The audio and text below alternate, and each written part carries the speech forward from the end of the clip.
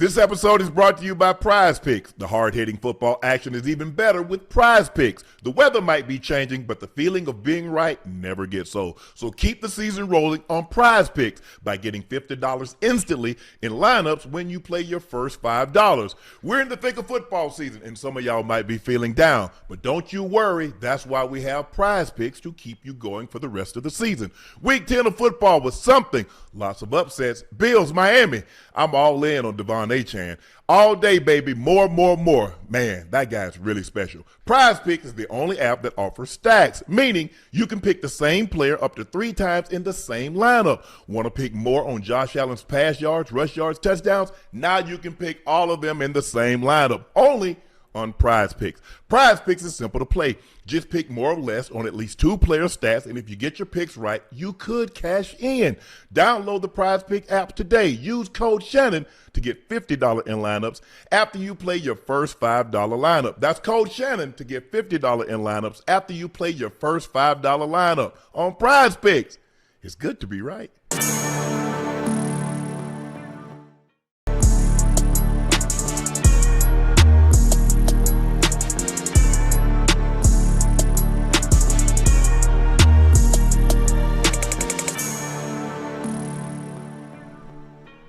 Hello, ladies and gentlemen, and thank you for joining us for another episode of Nightcap as you watch the Chargers move their record to 7-3 thanks to a 25-10 victory over the Steelers in dominating fashion. The game was really never close.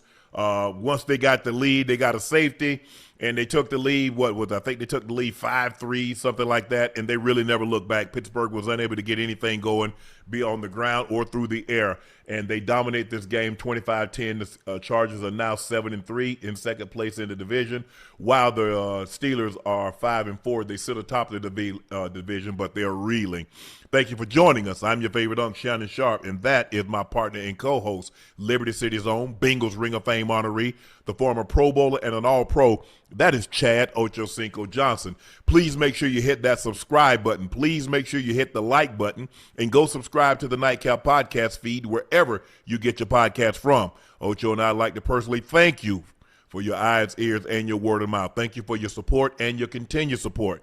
Make sure you go check out Shea by Laportier. You just head over to LaportierCognac.com if you cannot find Shea by Laportier in a city or state near you.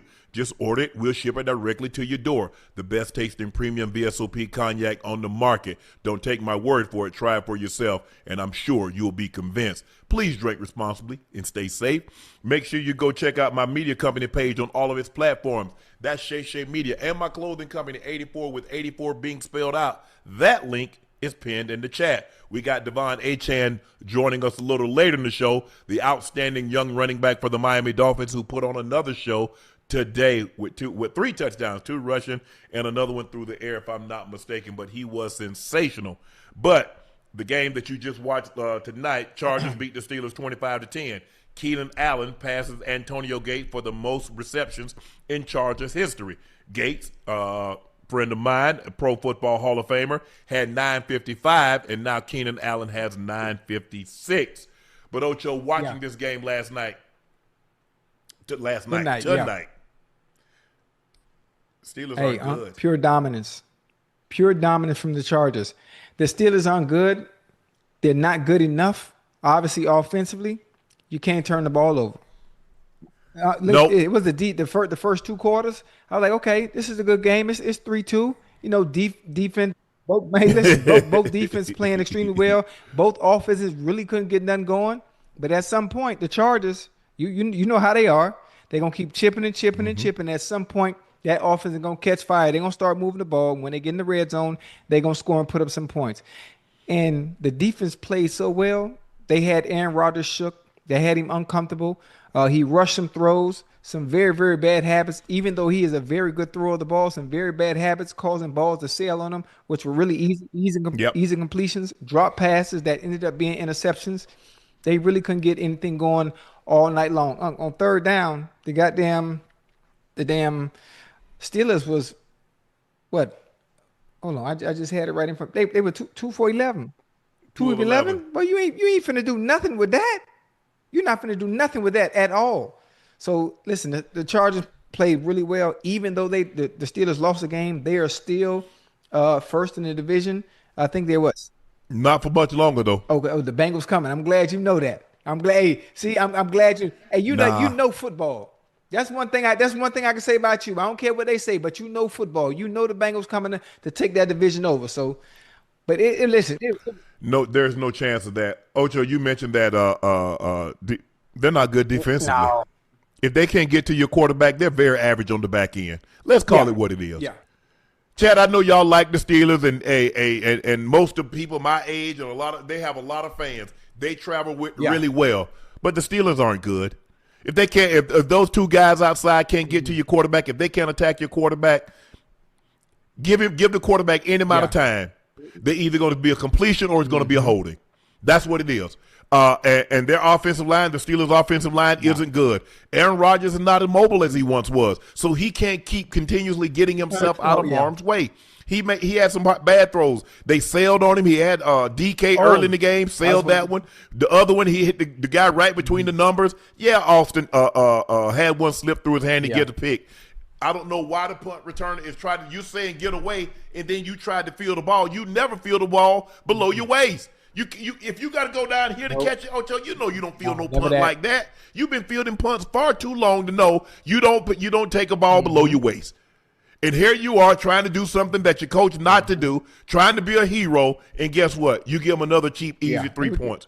But the Steelers, just watching the Steelers, and you watch, like I said, you watch them, and yeah, they're 5-4, they're winning, but they're not good. They don't have a team that can compete for a championship. Now Mike Tomlin's going to go and tell them and give all these great clips and these great sound bites, but he know deep down they don't have a team that can compete for a championship. The funny thing about it is they have the players on paper. When they got some of the offseason acquisitions that they did get, I was like, okay, the Steelers going to be nice. The Steelers are going to be real nice. Obviously getting Jalen Ramsey, Darius Slay, big play Slay is there. TJ Watt signed. So they got Cam Hayward done. I'm like, okay, you know what? On all three levels defensively, they're going to be all right. If there is a weakness, if there is a weak link, it'd probably be the second level, but they would make up for that on the back end and up front. But listen, what happened? Let's be real. Those are names. Yeah. Those guys ain't played good in a while, Ocho. We gonna keep it real tonight, Nightcap. Their names, Steelers are good with names. They got big names, but those guys haven't played well in a while. That's why they're on other teams. Hey, man, that's difficult. I know what you mean. Ramsey wanted out in Miami. He wanted out of Miami. I thought the Steelers would have been a great situation for him. I think he's still one of the better corners, even though he's moved to safety. You got the experience with Ramsey. Then you have big play Slay. Yeah, listen, Slay looked good last year when he was with Philly. He played extremely well in the playoffs as well. So, I mean, when you say they haven't played. Yeah, when you had that pass rush. But what happens when them guys can't get home and you got to hold just a tad longer? Like I said, if you look at the names on paper, the names went to the Pro Bowl. Oh, he went to the Pro Bowl. Oh, he went to the Pro Bowl. He's an all-pro. He did this. But all the guys, they haven't played well in a while. They haven't. That's not to say they weren't good at a particular time, because every guy that you mentioned was. They were good. They're just not what they once were now, and that's what the Steelers need. People are not. It used to be a time, Ocho, people were in awe of names. Now people will make an example out of you and use you to catapult themselves because of your name. And people ain't look, all I know is like what Paul Pierce told me. He said, look, I beat Steph in the 3-point competition. I say, man, that man was his rookie year. Was he Steph Curry? Is he the greatest shooter of all time? I don't know how old he was. Okay.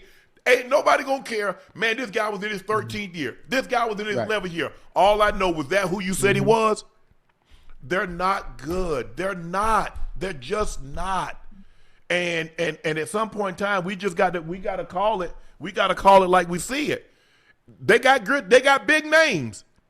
But if Watt and Highsmith can't get home, if that front can't get home, because they got Hebring and they got a couple of other guys. If those guys don't get home, that ball getting completed on the back end. It's really that simple. It's really that simple. But they're not close, Ocho. They're not. I mean, look at this. They had 11 first downs. There were 211 on third down. They had 221 yards of ball. Hold on. That's Aaron Rodgers at quarterback. Yeah. He had They had the ball, Ocho. They had the ball for 22 He had a bad minutes. day. He had a bad day at the office, huh? He had a bad day at the office. It happens. It happens to the best of us. It happens to some of the better teams, as we'll talk about later on in the show. Teams that we expect to play well. I expect this to be probably one of the better games today. Out of the 1 o'clock in the yes, I me thought too. It was one of the better games. It just the funny thing about the NFL,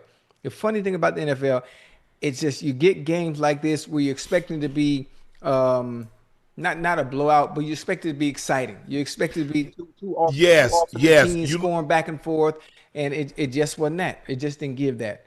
So it's weird. It's really weird how that works week to week, where you can never really guarantee what's gonna happen. I don't know what the Steelers were thinking. I don't know they were supposed to be in play for Waddle, and there are a couple of other receivers they should have been in play for, but they should have, because really they don't have but one guy, and if he can't complete the ball to DK, it ain't getting completed. The other guys are just guys. They're guys. They're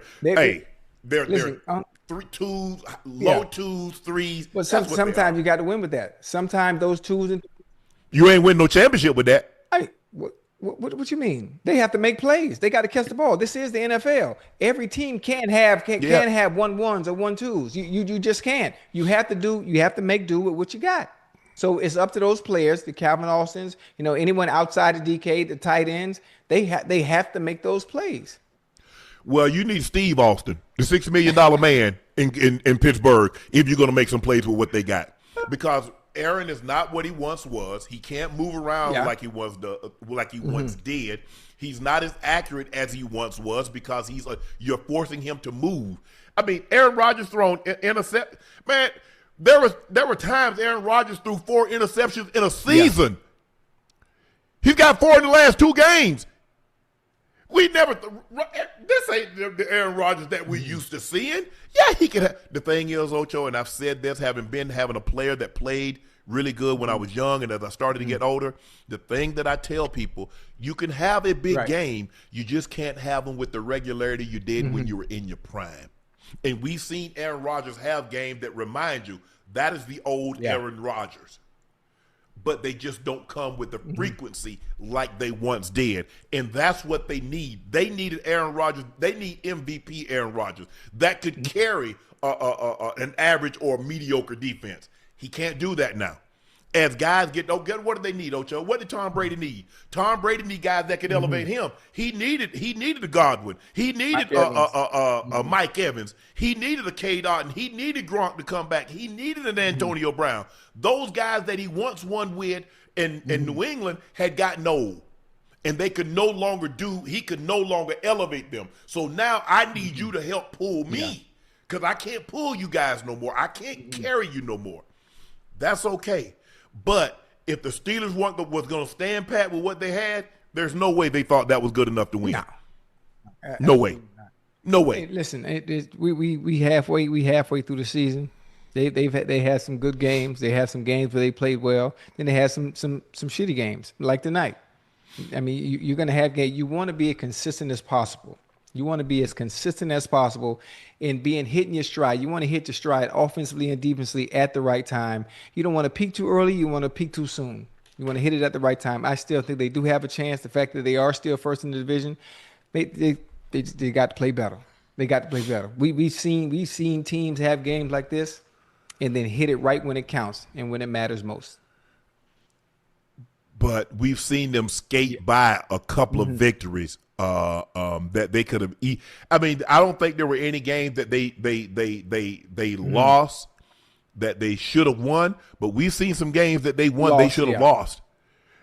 That Jet game, if that guy doesn't fumble that ball, but it is what it is. We'll see. There are 9 games. They played 9 games. They're 5-4. There's 8 games left. I don't believe they can hold the Ravens off. With the way the Ravens are currently Whoa. playing, with Lamar playing at the level at which he's playing, I don't believe Okay. they can hold him off, Okay. Ocho. All right. You know what? I'm gonna let you have that one. I'm gonna let you have that one because I was gonna mention who they actually played, Okay. and the team they actually played did a phenomenal job today, and there's a reason why they're probably gonna win the AFC East and rejuvenize their season. Don't worry Who? about it. If you can you can hear. The AFC East, that's New England's division. Who? That's New England's Give it some division. time. It's 8 games left. The Lions beat the Commanders 44-22. Dan Campbell took over play calling duties from first-year offensive coordinator John Morton this past week, and it ignited a dominant win. Campbell said he met with Morton for an honest conversation to discuss some changes last Monday, a day after a stunning home loss to the Minnesota Vikings. Things looked a lot different on the field, Ocho. Detroit racked up a season-high 226 yards rushing, 546 yards total. Jameson Williams benefited from the change. He had 6 catches for a buck 19 and a touchdown. It's the second time that he's eclipsed 100 yards this year. The first time came in week 2 against the Bears, in which he had 108. Not so pretty in this ball game. Frustration set in on Deron Payne, who punched Amon-Ra St. Brown. Payne was ejected. I can see a potential 1 to 2 game suspension coming. Yeah. Easy. This is not the first time because there was a situation that he got into it with a former teammate. Remember, he got into it with a former teammate. The other D and tackle. he got pieced up on the The sideline. other D tackle. I remember that. Yes. But the NFL is not going to take kindly to this. I'm saying 1 to 2 games. 2 games on the high end. He's getting a minimum of at least one game. I say 1 game. I say 1 game. If it is 2, it's because he's a repeat offender in general, and just having issues like this, on the field. They're gonna be all right. Obviously, frustration set in. I'm not sure what Amon-Ra said to him, but it was enough to piss him off. It was enough to piss him off. Kinlaw said Amon-Ra punched him first. What receiver Ocho, gonna punch a D tackle? Me? I done whooped on a few people. Boy, I had a fight with Sam Adams in the locker room back in Cincinnati when he was with us. Hey, listen to me. Let me ask you a question. How many D tackles on the football field did you Oh, punch? on the field? Oh no, I ain't do it on the field. I did all my fighting in the locker room. Yeah. So, Payne was ejected. Jared Goff, 25 of 33, 320, 3 touchdowns, no interceptions. Jahmyr Gibbs, 15 carries, 142, 2 tubs. Montgomery, 15 carries, 71 yards, 33 rush attempts, 226, 33 pass attempts, 320. Amon-Ra St. Brown, J-Mo, 6 catches, a buck 19, 1 touchdown. Amon-Ra St. Brown had 5 for 58 and a touchdown. Sam Laporta had 5 for 53. Raymond had 4 for 49. Mariota was 16 of 22, 213, 2 touchdowns. They didn't run the ball particularly well at all. Hey, listen. In order for the Commanders to even have a chance, honestly, I'm just gonna be honest with you. The person that gives them their best chance to win, Mariota's he's a good quarterback. He's a decent quarterback. He's a tier 2, borderline tier 3 quarterback. In order for the Commanders to have a chance playing against a team like the Lions that can score well and put up crazy amount of points, you got to be able to match that in some way, shape, form, or fashion. You have to be able to match their output offensively. And if Jaden Daniels is not playing, it's slim to none. Unless your defense got to play all out world. They got to play out world. The goddamn Lions had 546 goddamn yards of offense today, man. 546 yards of offense. These are video game numbers in real life. And this is happening almost every week. Even sometimes in their losses, they put up crazy numbers. Man, it was 5. What get them in trouble is when they turn it over. That's it. Ocho. When the That's Lions it. don't And turn it over, we remember that's how they lost against Washington Right. in the playoffs. And it was zero turnovers a day. Zero turnovers. Shit, 3rd down, they were 5 or 10. And on 4th down, obviously, I don't give a goddamn what analytics say. Forget what analytics say. Dan Campbell is going for it on 4th down. They were 2 for 2 on 4th down today. That's gonna break your back every time at the defense, because now you're thinking you're going into a game, you want to play well, especially an offense like that. You stop them on 3 downs, boom, you're somewhat happy because you're thinking in your mind, God damn, we can get off the field now, we got to punt. They got to punt. And here they go. 4th and 2, 4th and 1, shoot 4th and 4 sometimes. They going for it. Yeah, depending on where they are on the field. They definitely going for it. Down and distance, position on the field is more determining than down and distance. It used to be down and distance. If it's 4th and short, Ocho, we going to go for it. They don't give a damn. It could be 4th and 4. If they plus 50, they going for it. If plus 50 is a good one. I think they're a little bit more cautious 4th than anything further than that. But once they cross that 30 yards, and they own it, man, you might, this 4-down territory for them. Yeah. Anything past the 30, it's a wrap. They're going for it. I agree. But they look good. I don't know how long. I don't know. We've seen this before. He took over the play calling from ex-teammate of mine, Anthony Lynn, was calling, but I think they had lost they had lost a bunch of games, and he took the play calling over. So I don't know if he's going to continue to do that, and or at some point in time turn it back over. But I don't see him turning it back over when they had this kind of production, and the Rams and the Lions look like the Lions that we thought they was going to look like with this arsenal, the two-headed monster they got. Gibbs got speed to burn. Absolutely. Montgomery run well between the tackles. He can catch the ball. They do a great healthy mix. Both guys got 15 carries. Nobody feels like they're being left out. You know what's funny about that when it comes to the play calling? Remember I told you when Ben Johnson left and we talked about would the Lions still look the same? I said they still have the same players. Yep. And obviously the merry-go-round of who's going to call the plays and who's not, I think that really doesn't matter. It's just about whoever's calling the plays finding a rhythm and putting those players in position to work. Now you got to understand, when the Lions do play, the game they played where they didn't look the way they should offensively, or based on they didn't look the way we're used to seeing them. Well, hell, the other team on the other side of the ball get paid too, Unc. The team on the other side of the ball gets paid too. And you look at games where the Eagles have lost, and we're used to seeing them play well. Or Saquon hasn't been going off today. Well, hell, the film is out there now. We know what to do. We know how to stop them. So it's not like they playing against themselves. They are playing against other people that get paid millions of dollars as well, that watch film, that study, that know their tendencies. So I think it's sometimes, we get caught up in who's calling the plays, where they look this way because Dan Campbell was called. I really don't think it really matters much, because the personnel they have offensively is so goddamn good. It's so good. They going to just execute whatever you goddamn call. But we used to see. But that's the thing, though. I think putting that personnel in position, because that was the same personnel they had before they got what's the guy at New Orleans now calling the plays? Oh, Mr. Moore, yeah. The guy before Kellen Moore didn't do that with that off. That was the same players. They didn't go to the Super Bowl. As a matter of fact, they faltered down the stretch. When Shane Steichen had them, they went to the Super Bowl. Yeah. Shane Steichen has a competent quarterback now. Look at what they're doing.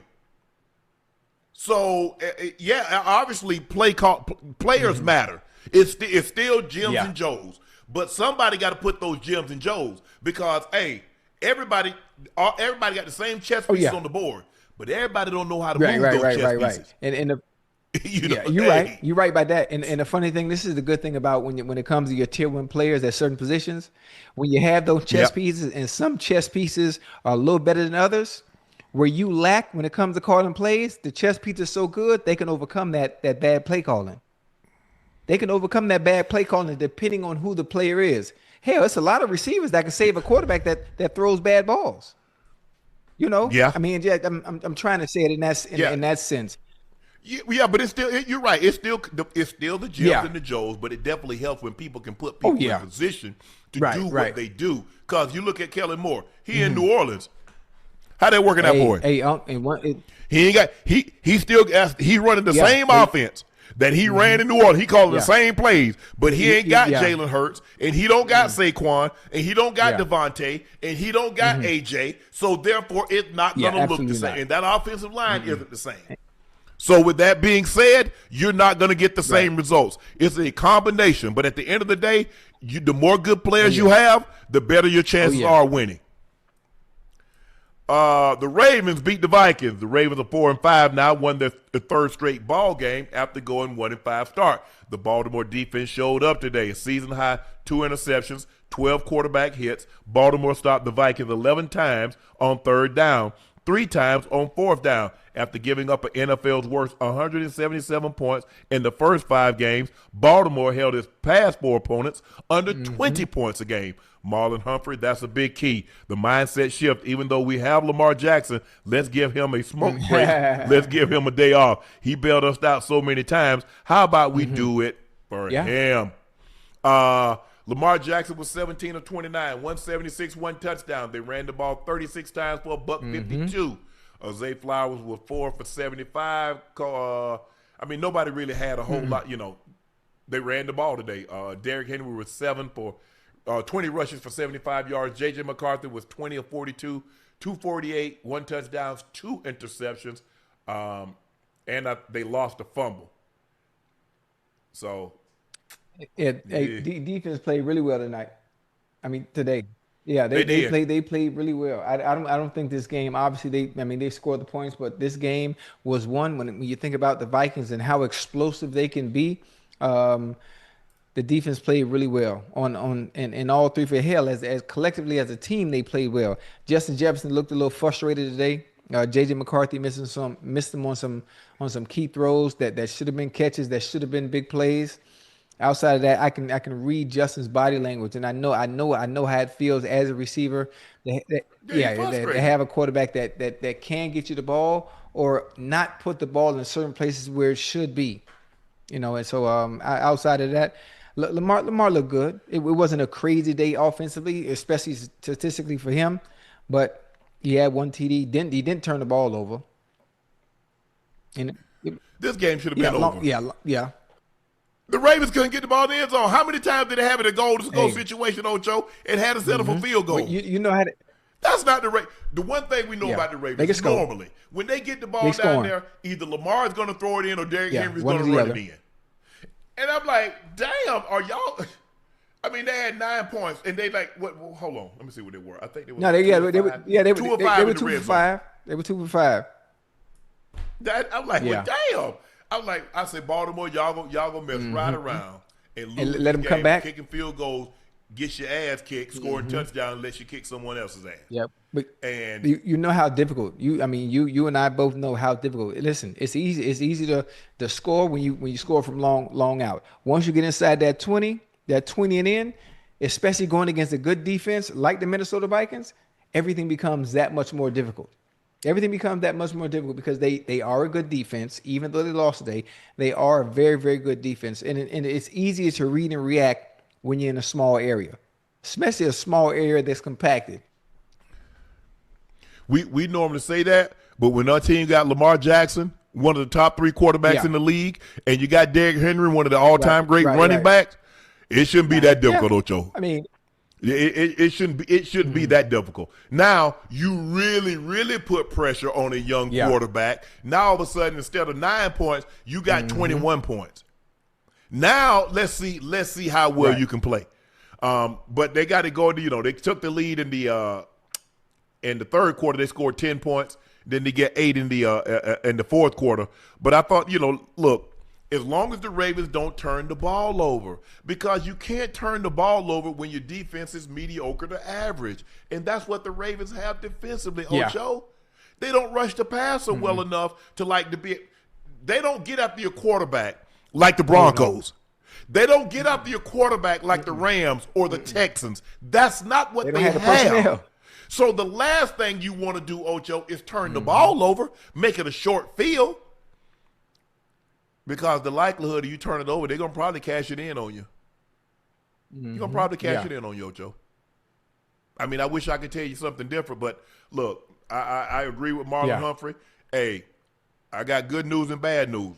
Ravens have won 3 straight games. That's the good news. The bad news, y'all not getting those games back. y'all not getting them games back. No PlayStation, no pool, no table tennis, no poppy shot. It's so funny too. It's so funny when you make a move like this, and when Lamar says, "Listen, this is what we're doing. We're gonna do it with this stuff, so we can lock in and focus on football." And you start winning, and you get a string of wins, and mentally, it has everybody thinking, "Well, damn, this is the reason we're winning." When honestly, just to be honest with you, that has nothing to do with it. That had nothing to do with it. at all. No, Yeah. you're right. Hey, Ocho, we're going to come back to it. But here's a guy today who has a second career game with over 200 yards from scrimmage. He had 28 touches, 225 yards, 2 touchdowns as the Dolphins upset the Buffalo Bills by the score of 30-13. De'Von Achane. De'Von, how you doing, bro? What's good? What's hey, good? D, hold up, D. Don't talk to him. Don't talk to him. Listen, don't talk to him. Hey, he been talking trash about us. He been talking trash about us for a minute, about 3-4 weeks straight. Hey, 4 weeks straight, listen, hey, D, he calling us guppies.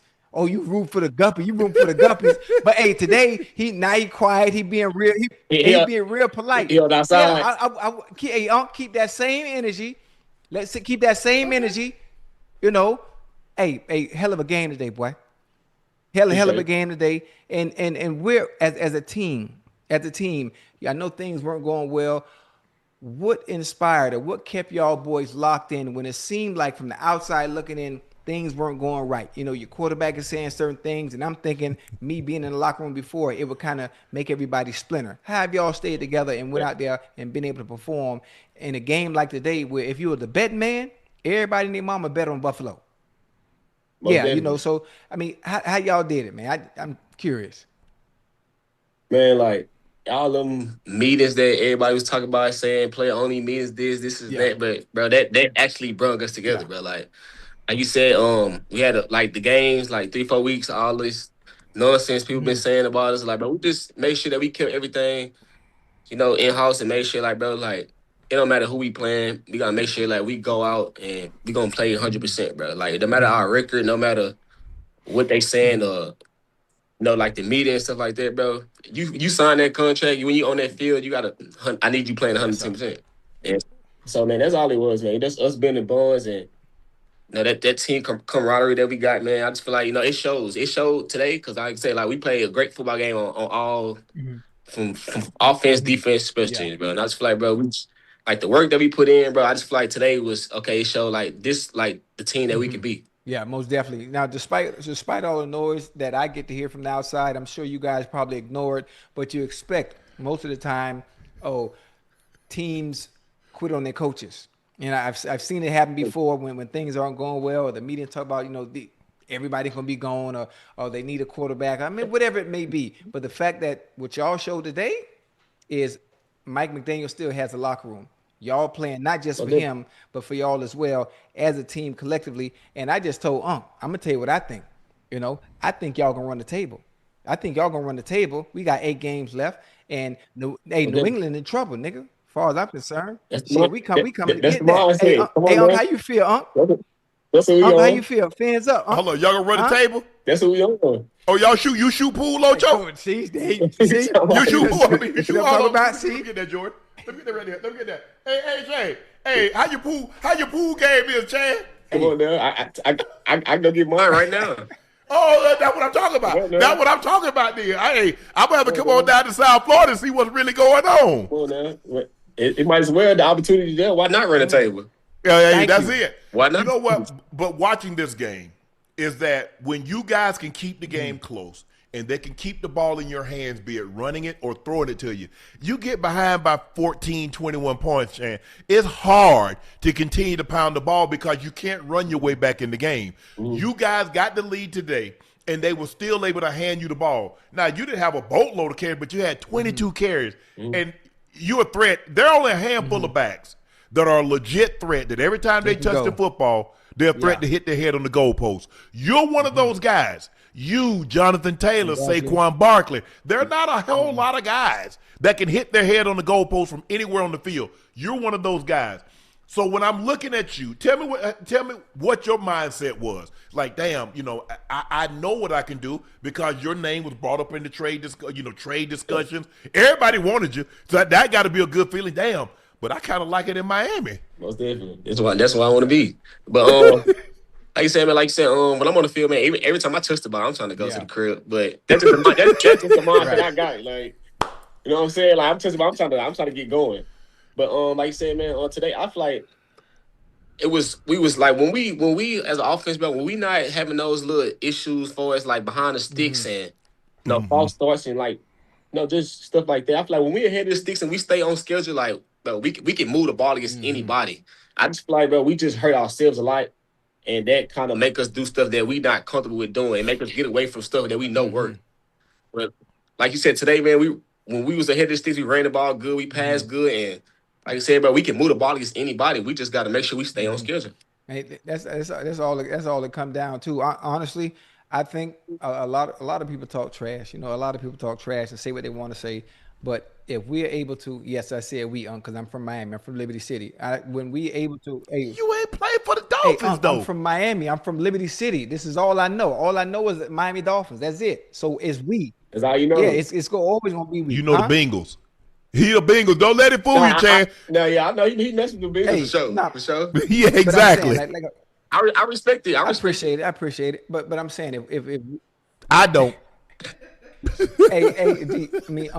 I'm being honest. I know, saying run the table, but if we can minimize, like D said, if we can minimize not only the turnovers, but the self-inflicting wounds, offensively, and not have to play from behind the sticks, and we can jump out on people and force them to do uncharacteristic things to get themselves back in the game.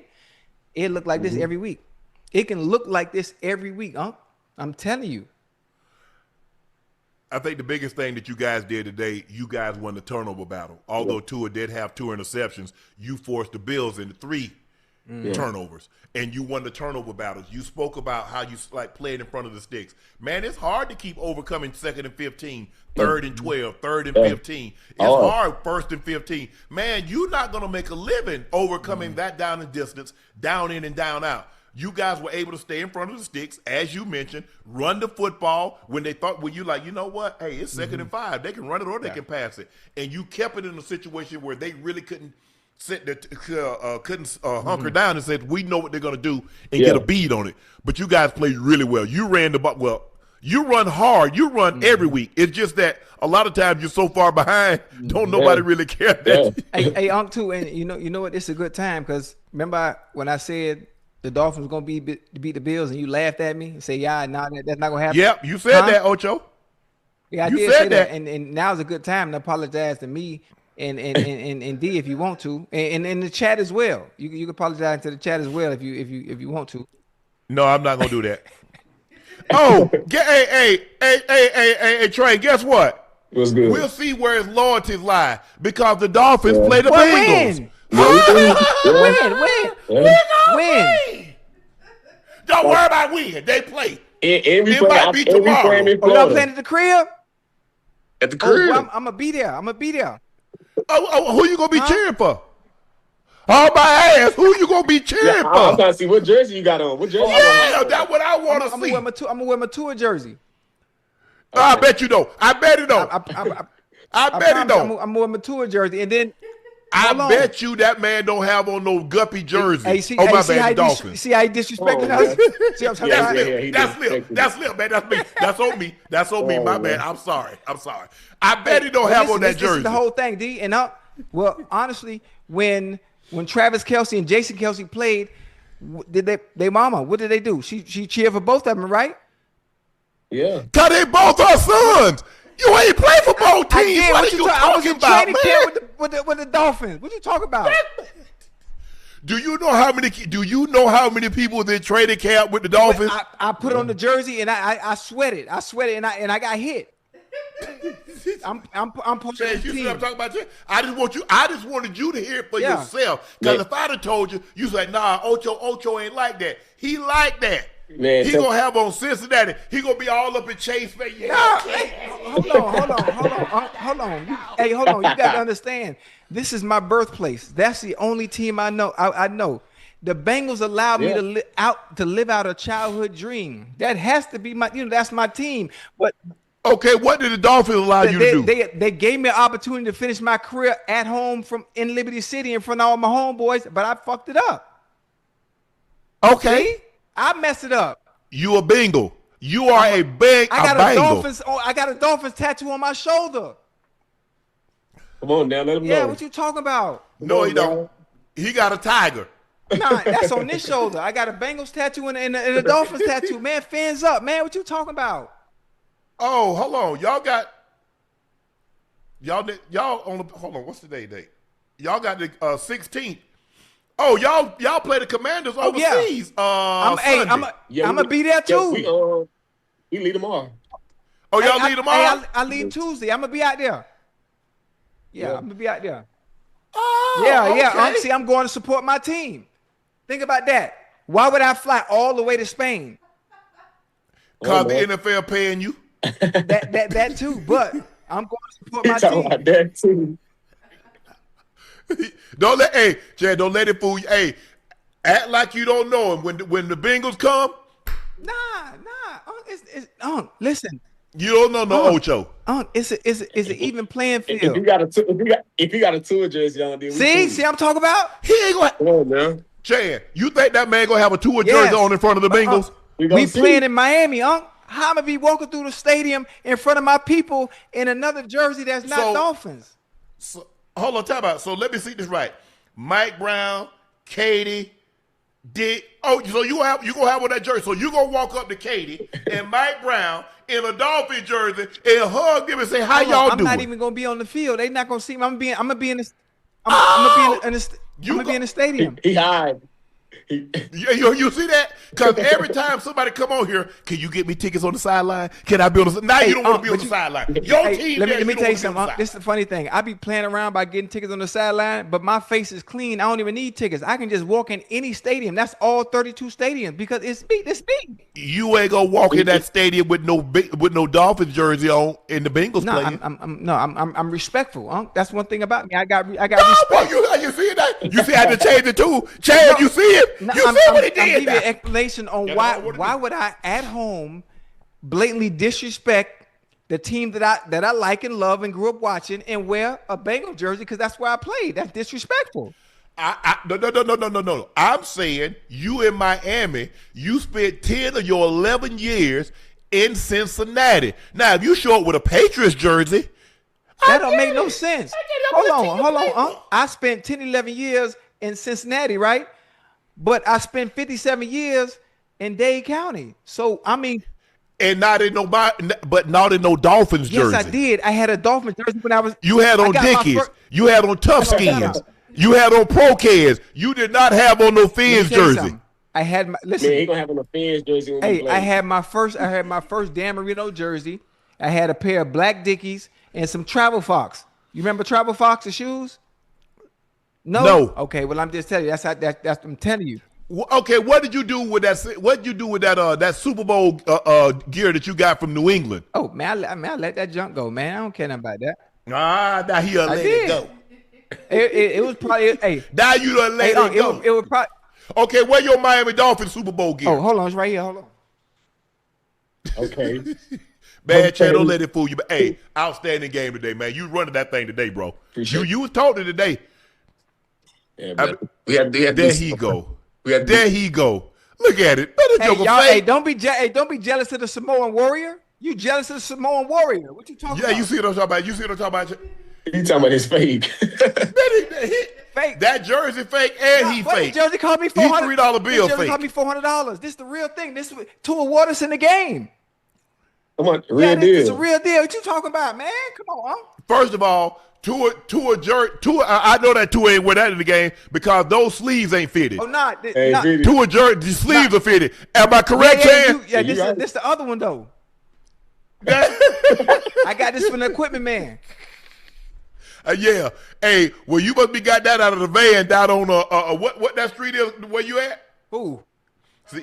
You see, he lied so much. Look at the camera go out, Chan. You see how the camera went out? I ain't lying. I'm glad you had to be on here to hear it, because if I'd have told you, you wouldn't have believed it. See, now here he come back. Hey, fans up, Unc. Well, okay, fans up. Hey, man, congratulations, man. Hey, hold on.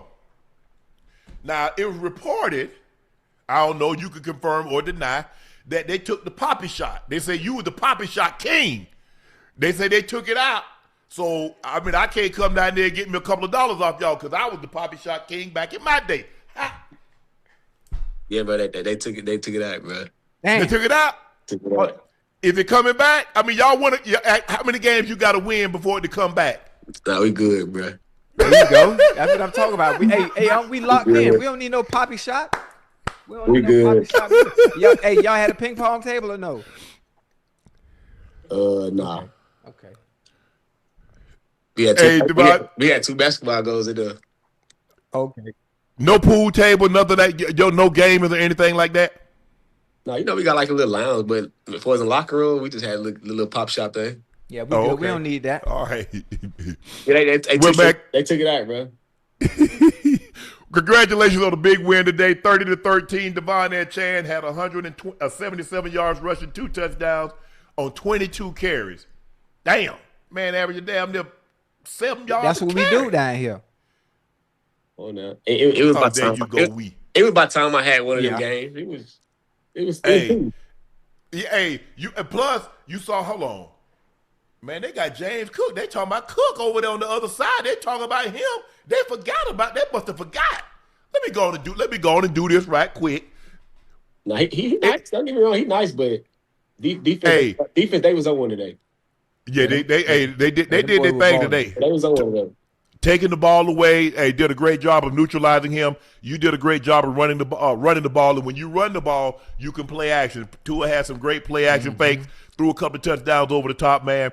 Congratulations, stay healthy, and look forward to talking to you down the road, man. Appreciate it, De'Von Achane. All right, boy. Appreciate it, bro. Have a good one. Ocho, the NFL Network reported this morning the Bills offered a 2027 first-round draft choice to the Dolphins for Jalen Waddle, but the Dolphins insisted that it be in next year's first round. Do you get the sense that the Dolphins are rebuilding? I mean, yeah, you know they're rebuilding. We've talked about this before. I think at this point, regardless of how they do, regardless of how they finish the season, they're probably going to clean house. Knowing Stephen Ross and the businessman that he is, he's sick of the rumblings. I think he's sick of the rumblings. He wants to change the culture. Some of the stuff that has come out outside that locker room, that's been going on inside that locker room. He's probably going to want to change course and try to do things in a different direction, no matter what. So, I think it's inevitable. Change is inevitable. So I'm hoping, that all the players do all they can, because this is their resume every week. Each week, they're auditioning not just for the Dolphins, but for somewhere else as well. But this doesn't make sense. You'd be high. Why would you trade Jalen Waddle to a division opponent? I don't give a damn if they did give me a first-round draft pick. You're right. I mean, listen, obviously, first-round pick. For the unknown. I don't like trading players that what they can do. You understand the value that Jalen Waddle is for the unknown, even if it is a first round pick. It just but I don't mind trading a player, Ocho. I got no problem with that. But I'm not trading a player like that in my division. Yeah. Hey, but the funny thing is, Jalen Waddle can't be more than 27 years old if he's that old. How old is Jalen Waddle? He can't be more than 26, 27. Because he came out early. He's 26. Yeah, he's still a baby. Oh, he'll be 20. Okay, he'll be 27. But think about it, Ocho. Why would I trade a 27-year-old in my own division? A guy that's been to the Pro Bowl, a guy that's had over 100 catches in a season. Well, because you know what you're getting ready to do for the future. You understand what and the fact that they even listen lets you know what's going to happen in the future. I mean, that's all. The writing is on the wall. The writing is on the wall. And you can't think like Shannon Sharpe. And the people in the chat, you can't think like fans. You have to think like an owner. You got to think like an owner. I tell you what, the Eagles called the Cowboys in March about Michael Parsons. They were so afraid of Michael Parsons, they put a poison pill in the Green Bay deal. You have to. This ain't no why not? No ordinary play. This ain't no ordinary player. This ain't no ordinary player. Jerry Jones understand what Michael Parsons is. You understand how valuable that person is. You understood that. Everybody. You want Jalen Waddle in Buffalo with Josh Allen? Man. In your division? That would have been nasty, bro. Exactly. And I'm not saying Jalen Waddle is the equivalent of a receiver as Michael Parsons is as a edge rusher, but I'm saying you put Jalen Waddle with that kind of speed, with Josh Allen, with their ability to play action. Hey, that'd be nasty. Man, That'd be please. real nasty. Ain't no way. Ain't no way. Ocho, let's get back to the Ravens. Marlon Humphrey, this has been a big key, the mindset shift. Even though we have Lamar Jackson, let's give him a smoke break. Let's give him a day off. He bailed us out so many times. How about we do it? And they played well. Go back to this Ravens Minnesota. I thought, like I said, I thought that the Ravens could have really opened this game up a lot earlier had they cashed in some of those red zone possessions, got touchdowns instead of having to kick field goals. But hey, they didn't. But give them credit. But they kept going, and then they finally got the big lead.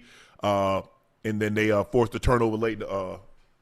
Turnover on down. I think they turned them over on downs. Naylor had 5 catches for $124. Justin Jefferson had 4 for 37 on 12 targets. Jordan Addison, he had 3 catches for 35 yards on 11 targets.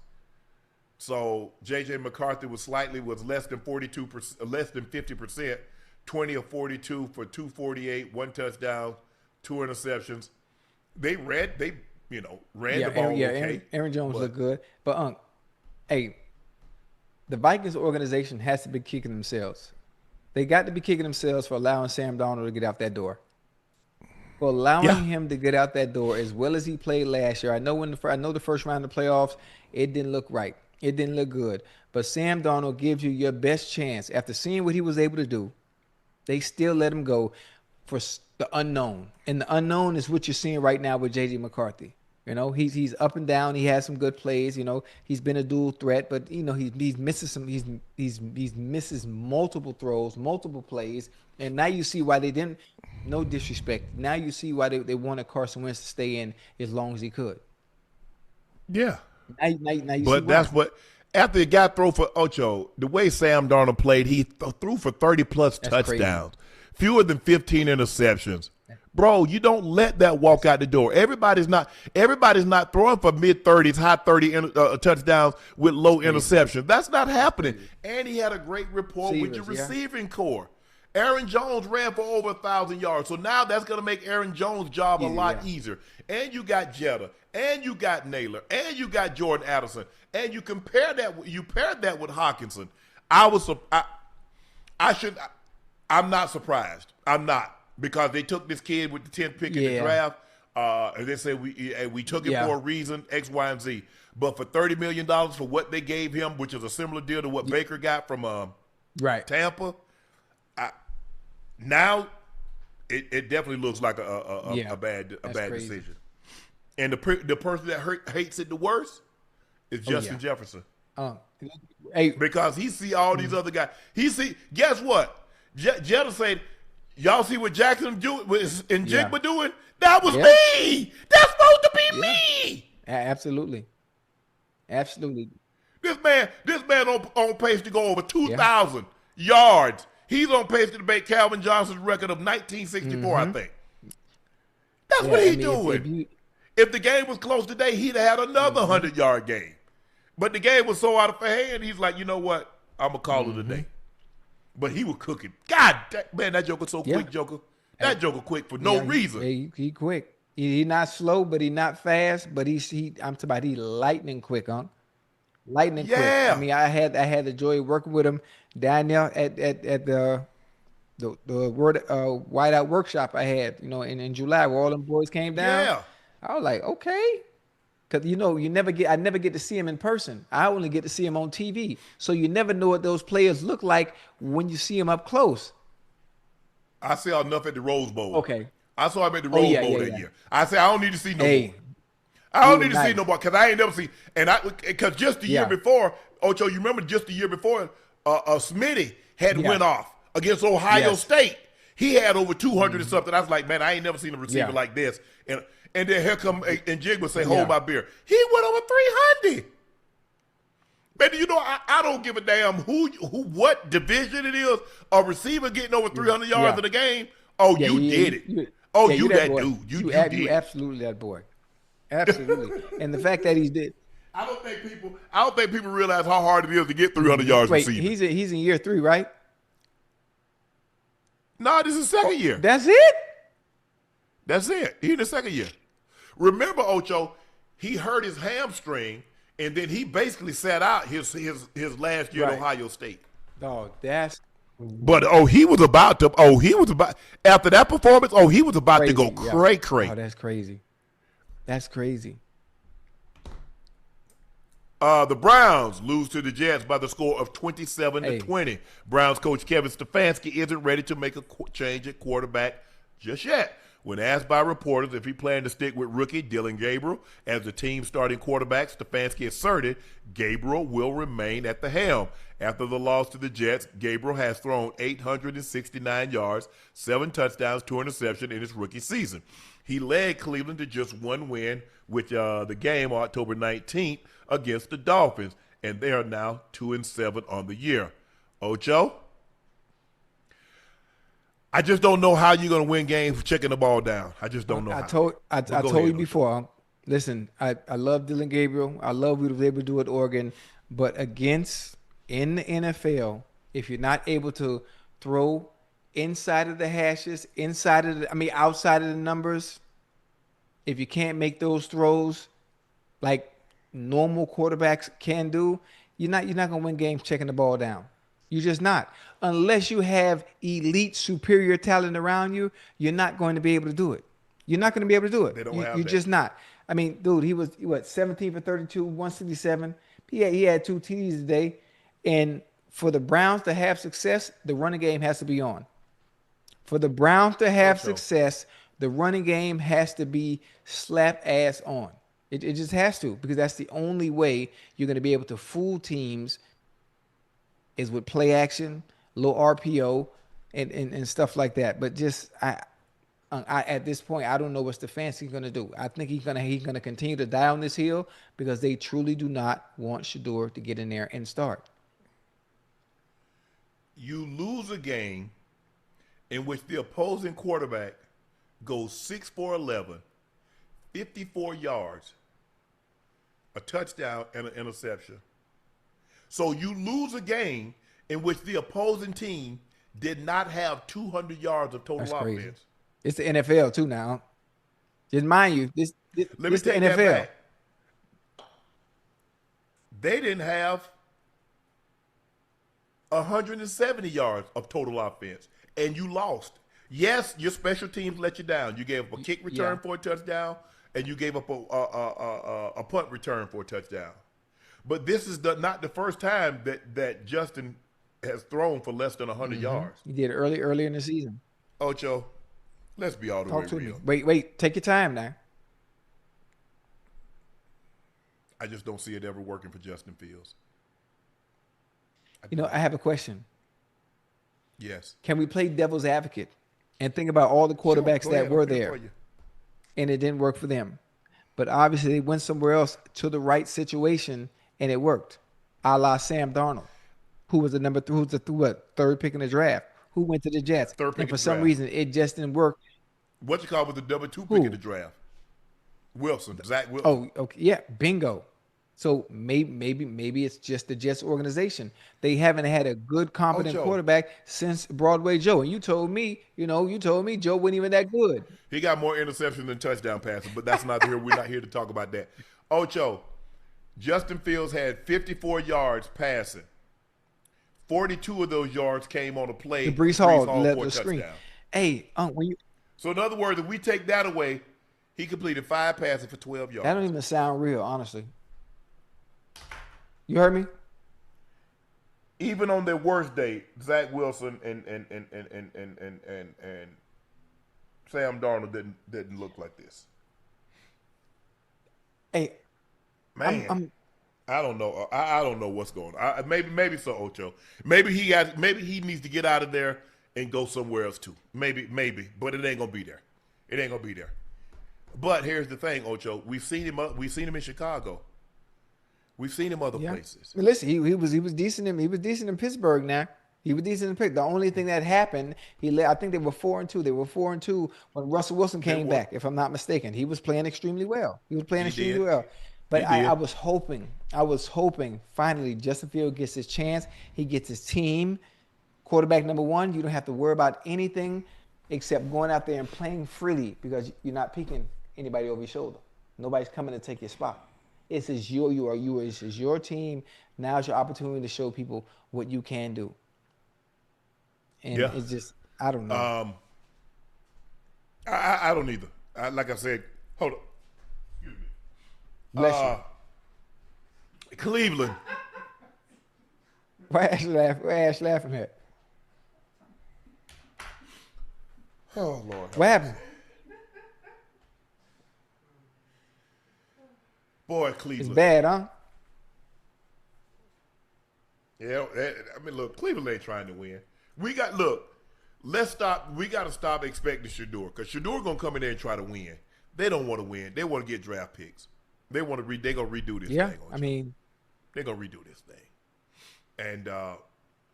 And would I be surprised after this season if Myles Garrett said, I gave y'all a chance, but y'all not going to do anything. You think they're going to let him go? Take them draft picks and rebuild. You gonna go 2-15 with him? You might well go 2-15 without him. Might as well try to rebuild for the future and get 3 first-round draft picks and go start over. Yeah, I listen. I wouldn't mind seeing Myles come on right down the street, man. Come on down there in Cincinnati now. And have a good old time with your boy. What you think about that? What? Myles, come on down an hour down the street and come on down here to Cincinnati. No. First of all, you do know who you start. First of all, the Browns used to be owned by I know Mike Brown's the history. dad. I know the history. But I'm just listen. I can dream. That ain't happening. I can dream. I don't think there's no team in the AFC North that has a chance of getting Myles Garrett. He'll going to the NFC for sure. I'm doing everything I can to get him out of the AFC. Yeah.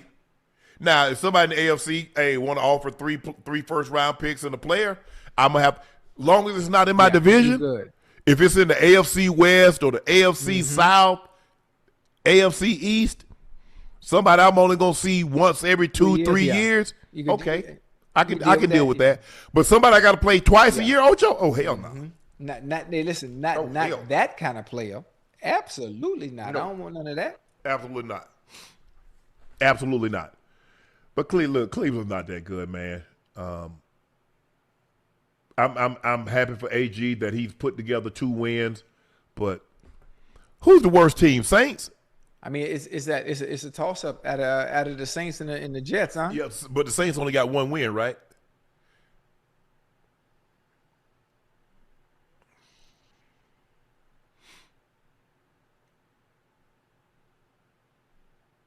Yeah, I mean the Jets are 2-7, Cleveland's 2-7.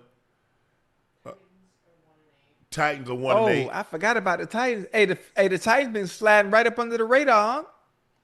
They've been sliding. Hey, they're gonna be bad. They trying to get that number 1 pick too. To get and get what? Something. Trade it and get some more picks.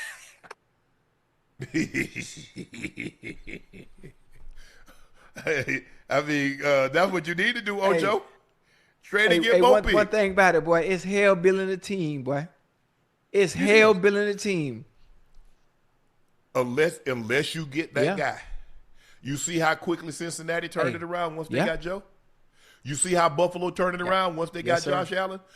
Look, the Kansas City was right there because they had Alex Smith. They got Alex Smith to the trade. But when they got Patrick Mahomes, what they do? Yeah. Look at the Chargers now that they got Herbert. You see? Every year, when you got that guy, Ocho, if you get a guy, you got a chance. Because I can feel it. If I got the foundation, you're going from there. That's the easy part. But that's the problem. And I don't think that the chat understand how difficult, even if you're a fan of football, I'm talking about you don't understand how difficult it is. I don't know how far and few quarterbacks are. Good quarterbacks that you can lock in and say, you know what, this is my quarterback for the next decade, the next 15 years, and I can build around him. That is so difficult to find. I don't want to be disrespectful, but okay, you know what I'm trying to say. Yeah. But I ain't even thinking about it. I'm just waiting on them when Mary Kay Cabot reported that that Shador Sanders, when she reported, then I'll worry about it. But I'm not worried about it now because it ain't happening. They seem to be hell bent on trying to prove that Dylan Gabriel can play, and he might. Maybe we need to give him more time. He is a rookie quarterback, but I just don't think they have enough pieces around him to support him.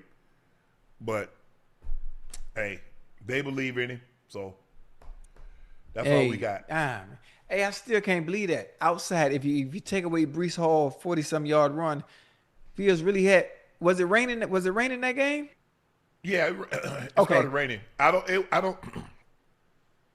It didn't look like it was raining at the beginning of the game, but as it got later, it started coming down. Damn, he only had 12 yards. Yeah, if you take away that 42-yarder. Damn. I mean, even with the elements, I played in rain games and had over 100. And when you think about it, just operating a simple offense, basic offense, I right, I left. I mean, running curl routes, out routes. I mean, that's 12 yards right there. That's just one play. The fact, how do you have something like that in 4 quarters of play? Again, lets me know we're being cautious. We don't trust the ball in your hands. So therefore, this is what we have to do. Yeah. Damn. Breece Hall was basically their offense. Of their 100, they had 40. So 42 and 127. That's 169. Breece Hall had 125 of the 169 total yards. That's. Yeah, I just think Justin Fields need to go somewhere. Woody Johnson is not. It doesn't even matter. It doesn't even matter who plays quarterback. We've seen far too many. The only one that's had a little success for an extended period of time was Chad Pennington, but nobody else. I mean, Boomer. You got to go back to Boomer had his couple of years there in the 90s. You got to go back to Kenny O'Brien in the 80s, but it's just like sporadic. It's like kind of hit or miss. Vinny came there and had a good year back in, what was that, 98. They went to the AFC Championship game. We beat them in Denver. And then I think they had that historic comeback on Monday night. Remember they had that comeback again. It was against the Dolphins, I think, Ocho. Yeah. But it's just not working for no quarterback. And if I'm a quarterback, I just dread going to. Well, hold on. It depends on the quarterback. You have to be him. You have to be a Lamar Jackson. Aaron Rodgers was him. How he looked? Oh yeah, you know what? But look where he was. So a guy that got 4 MVPs and is a first ballot Hall of Famer, you look at an easy top 10, top 5 quarterback of all time. How did he look there? You know what? When you put it like that, but this is the thing. How would a prime Aaron Rodgers look? He'd be fine because he can elevate everything around him. Yeah. I mean, but you think about what you're saying now. You talk about there ain't probably been 10 quarterbacks in the history of the game better than Aaron Rodgers. So you're talking, what's the likelihood of you possibly getting one of those? Not likely. Not likely. So I don't know, Ocho. Damn. Ocho, I don't know if you saw this game this morning, but Jonathan Taylor runs for 244 rush yards, 3 touchdowns. And the Colts 31-25 victory over the Falcons in Berlin is Taylor's 3rd career 200-yard rushing day. Taylor is the 4th player in NFL history to have at least 200 yards rushing and at least 3 rushing touchdowns in a game twice in his career. He joins Jim Brown, Adrian Peterson, and Derrick Henry. He moved past Hall of Famer Edgerrin James for the most rushing touchdowns in Colts history. Hey. For me, him and Matthew Stafford, it's hard for me to overlook Matthew Stafford and what he's doing. He's had 3 straight games where he's thrown at least 4 touchdowns and 0 interceptions. That's fact. I don't think he's thrown an interception in the last 6 games. And he got 20 touchdowns in the last 6 games with no picks. With that being said, Jonathan Taylor's carrying this offense, man. Absolutely. Listen. Daniel Jones was doing his best job to get his game away. Oh, yeah. He tried his damnedest. And Shane Steichen said, you know what? I got this workhorse in the backfield. I'm get. Man, let me turn around and man, let me take the ball out your damn. You hand the ball off to Hey, JT. But the goddamn Falcon defense was putting that pressure on Buddy, man. He was putting that pressure. They got him seven times, Ocho. So obviously he was a little bit rattled, you know, trying to process. He trying to sit back there and go through his goddamn reads. He getting hit in the head every goddamn time. You know what, Ocho? A lot of times is that, look, sacks are going to happen. But just hold on to the ball. You can't every time they hit you let the ball go. Because that's going to happen. And then the interception, I'm like, what you – I give him credit. The old Daniel Jones at the Giants, I'm not sure he's going to stand there like he did today. He gone. But when you got that guy right there that is a threat anytime they hit his head on the goalpost, they got him bottled up. He steps outside, pieced it out. I mean, 244 rushing yards. Tack on another 42 yards receiving, Ocho. Man had damn near 270 yards. Tyler Warren. I love this kid. Look, and this is not a knock on Lovelace. I think that's the tight end in Chicago, because I think they took him. Is it Lovelace or Loveland? Loveland. But I like the Warren kid. He's nice. He is sensational. He's nice. He a go-getter. I love his game. Watching him at Penn State, I said, yeah. He the real deal. I love his game. JT's over 1,100 yards, 1,139 rush yards, and 10 games. So he got 7 games to go. No, 8. Oh, they got they got 10. They already played 10. They got 17 games. Okay. 10. Yeah, they haven't had their bye week yet, I don't think. So that's why they got 10, and the Falcons have only played 3. Only played 9. Let me see. But these tight ends, man, the tight ends, Ocho, they just got more tight ends to do it. They just got more. They were just back in the 80s, and you had 1 or 2. You had Ozzie and Kellen, and then in the 90s you had Jay Novacek for a couple of years, and then Ben Coates and myself. You had I know the Patriots fans. You guys will remember Starvin Marvin Cook, but for the most part, now it was always like 1 or 2, maybe 3 on the high end. Now you got McBride. Now you got Hawkinson. Now you got Laporta. Bowers. Now you got this kid Warren. You got Loveland. You got just so many guys. You got a Mark Andrews. You got a Travis Kelce. You got a Rondé Gasson II. You just got so many guys, Ocho. You got a Brock Bowers. You had Kraft that ended up tearing his knee for the Green Bay Packers. You have so many guys now that can do it, that it doesn't even seem special anymore. It seems special when there's only a handful of guys doing it. Now you got a bunch of these guys can do it. But man, he was. I was like, damn. But he's definitely in MVP discussion. Taylor. Jonathan, you talk about Jonathan Taylor? How many yards did can you figure out how many yards Saquon had at this point last year, 10 games into the season? So, because he damn sure got to be on pace for 2,000. Yeah, he should be. Absolutely. If we got, hold on, he's in 10 games, he has 1139, so he's averaging like 113 yards a game. So 113 times 7, what would that give him? Would that give him 2,000? Yeah, we forgot about Kittle. I said it. I said it. Okay.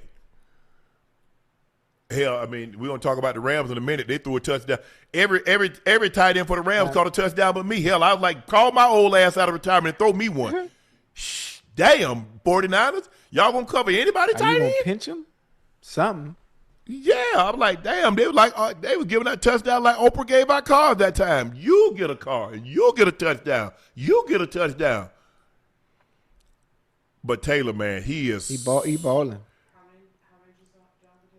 I think Jonathan Taylor has 1,139 yards. Wow. What happened? So he's 2 yards ahead of what Saquon was 2 at yards? the same time last year.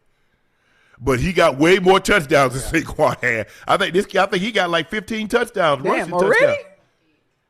Yeah. He got a chance to get LT's record. 31? Now, At 31? yeah. No. So if he averages, he got 15. He can get 25. I mean, you get 25, they're going to seriously give this guy. If he gets 2,000 yards and say 25, the 30 touchdowns, he's going to be MVP. That is a possibility. It would have to be a quarterback to come on and just have a crazy surge the last 8 weeks. They would have to have a crazy surge. And if they because what? Go ahead, Ocho. What are you saying? If there is one, it would probably. I would say it would probably be Matt Stafford, especially if they keep winning. Oh yeah. Yeah, Stafford definitely. Stafford, Drake May. Hey. But Drake May balling up.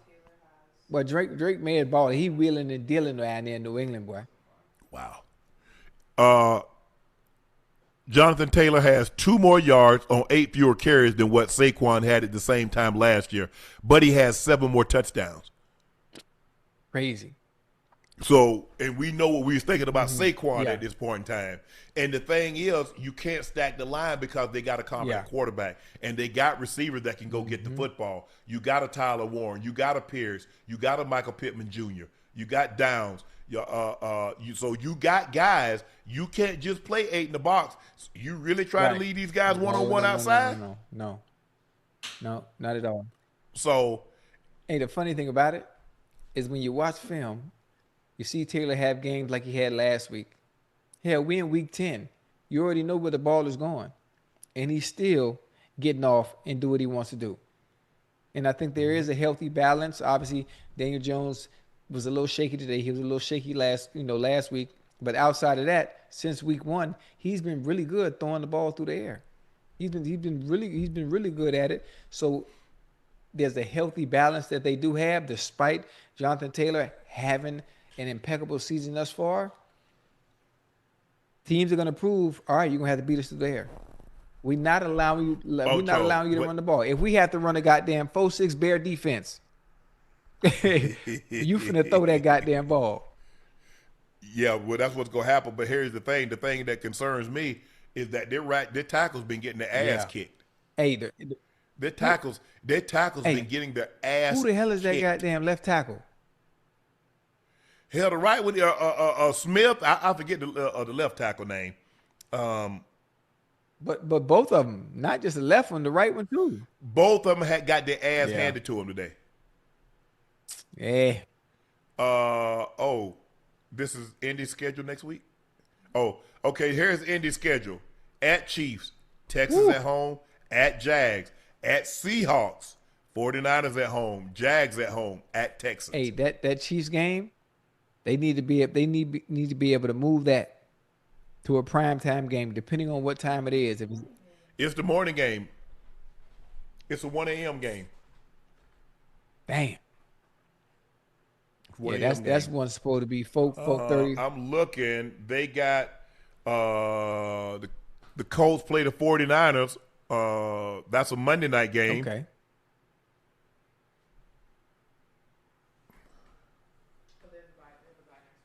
Yeah. Yeah. Chiefs play the Broncos next week. Oh, y'all finna get mollywopped. Hey, but y'all finna get mollywopped, boy. No, we're not. Yeah. Ain't happening. But the Colts moved to 8-2, number 1 seed in the AFC currently, thanks to a 31-25 overtime victory over the Atlanta Falcons. Ocho, we got to talk about Michael Penix Jr. What you thinking, Ocho? Ugh. 12 or 28. Hey. Now, he had a couple of drops. Yeah, he did. But damn. Drake London. Back in found the end zone again today. You're not liking what you're seeing from you, Unc?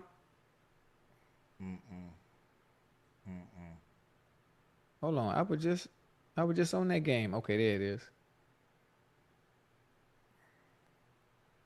I mean, I mean, you think about the guys that, okay, obviously, Caleb Williams playing, we're going to talk to him about him in a minute, playing extremely well. Drake May playing extremely well. He's in the MVP discussion.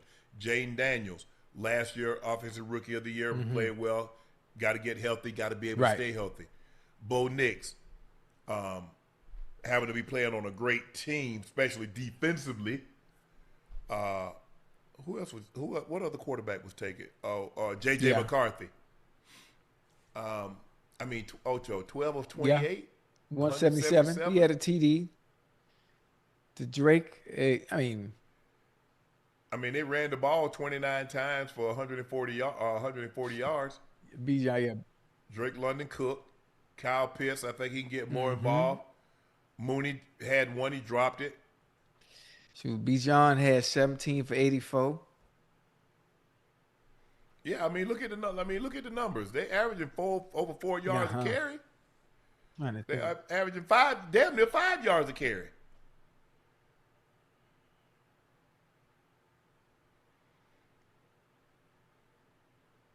We'll revisit this in a couple of weeks. They were 0 for 8 on third down.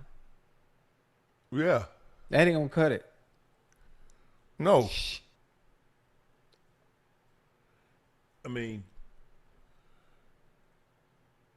Mooney had 1 catch on 8 targets. Damn. Ocho, Matthew Stafford continues to make a case for the MVP. The Rams are now 7-2, tied for the best record in the NFC with just a half a game behind the NFL's best record. Stafford against the 49ers was 24-36, 280 passing yards, 4 touchdowns. Stafford is the first quarterback in NFL history with 4 passing touchdowns, 0 interceptions in 3 straight games. On the season, Stafford leads the NFL in passing touchdowns, 25, and his touchdown to interception ratio, what does he have, one interception now? It's also the best of the league. Stafford has never won an MVP award. Also played in the era with elites like Tom Brady, Peyton Manning, and Aaron Rodgers. Only season he's ever received an MVP vote was 2023 when he finished 8th of 10 players. In 1 year, he should have got some MVP votes because he threw for 5,000 yards. Huh? 3. So he got 25 touchdowns, Ocho, 2 interceptions. Golly. Hey, them Aaron Rodgers numbers, boy. Thank you. Them Aaron Rodgers number. I know Jonathan Taylor's playing well right now, but if he continues to put these type of numbers up, well, you know where that MVP going. It's going to be right down there in L.A. Yeah. Hey, this game was over early. Early. It was 21-0 with 13 minutes left in the second quarter. If you playing Madden, the game is over. You got to pass the sticks. It was over. The turnovers killed him. Juwan Jennings, Mac Jones. Mac Jones was 33 of 39, 319, 3 touchdowns, 1 pick.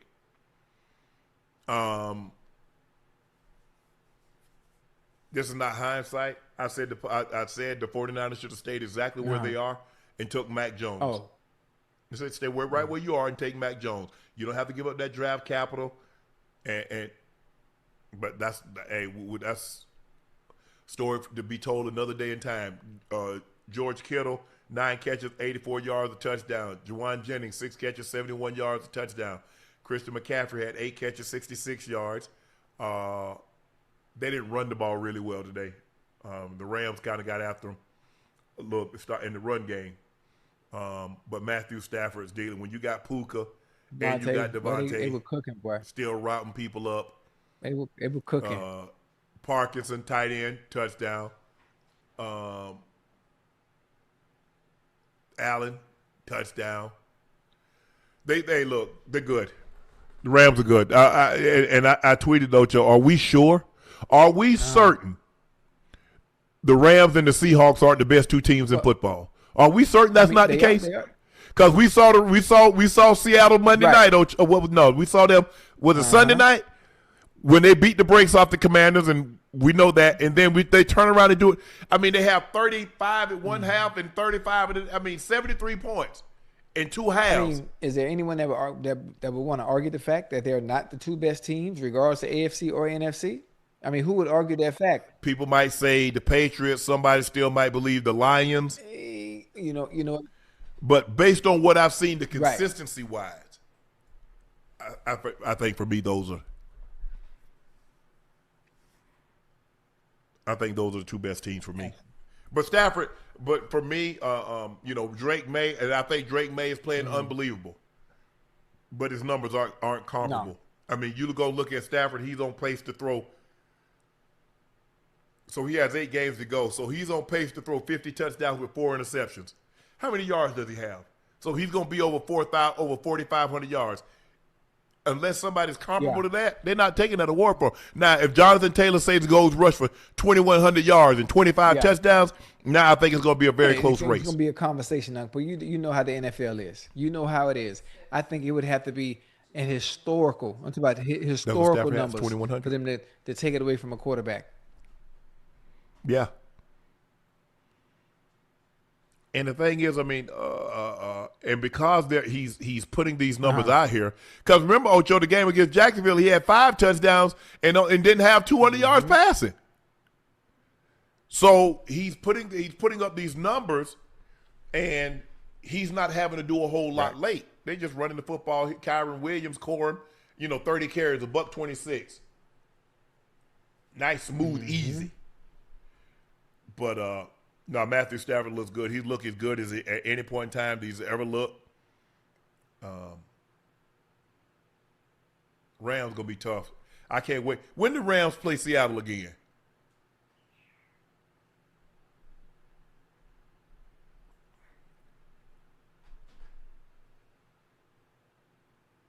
Rams in Seattle. Oh, the Rams play Seattle next week, Ocho. Is that a Fox game or the? It got to be. What do you mean again? They play them 2 more times.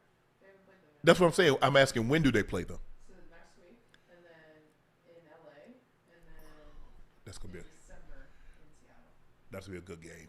Next week is gonna be a game. Is it a Sunday? Is it a Sunday night? Is it a Monday? Sunday next week. It's the afternoon game. 1 o'clock? Afternoon, late game. Okay, 4:30. Yeah. And then on Prime, so Thursday in mid-December. No, I like to see these guys fully healthy. Yeah. Ocho, the Buccaneers lose to the Patriots by the score of 28-23. Travion Henderson. Hey, that Joe run and say, "Hey, y'all, can I score? Y'all want me to score? What y'all want me to do?" I've never seen anybody check with the coaches on the sideline running full speed to make sure it was okay.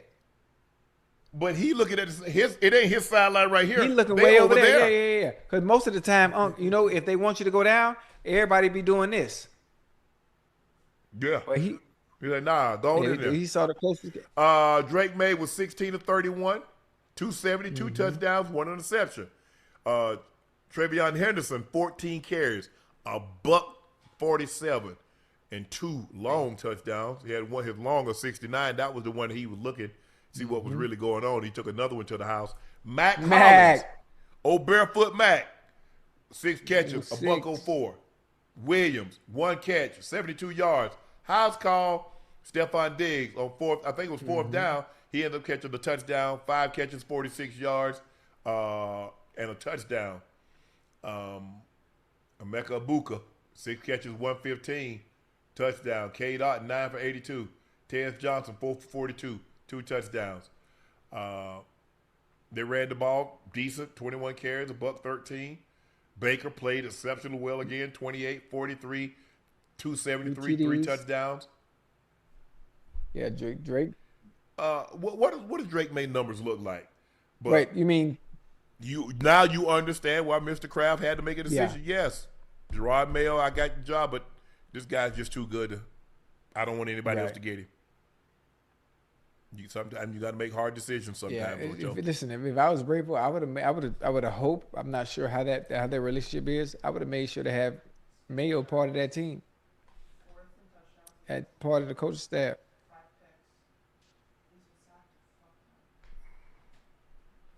Well, he got sacked. We know he got sacked 5 times, at least 5 times in the Cleveland game, because Myles Garrett got him 5 times. Ooh, that's a lot. In 10 games, he's been sacked 34 times. Shoot. So he's on pace to get sacked over 60. 5 including today. We got 35 today, including today. So, man, he's on pace to get sacked 60 plus Shoot, times. Listen, what's David Carr's record of getting sacked when 76. Yeah. You don't want to be messing with that. They'll break you. They'll break you physically and mentally. Absolutely, but that's a lot of hits, huh? That's a lot. It's a lot. Yeah, hell a lot of wear and tear, especially for a quarterback only in his second year.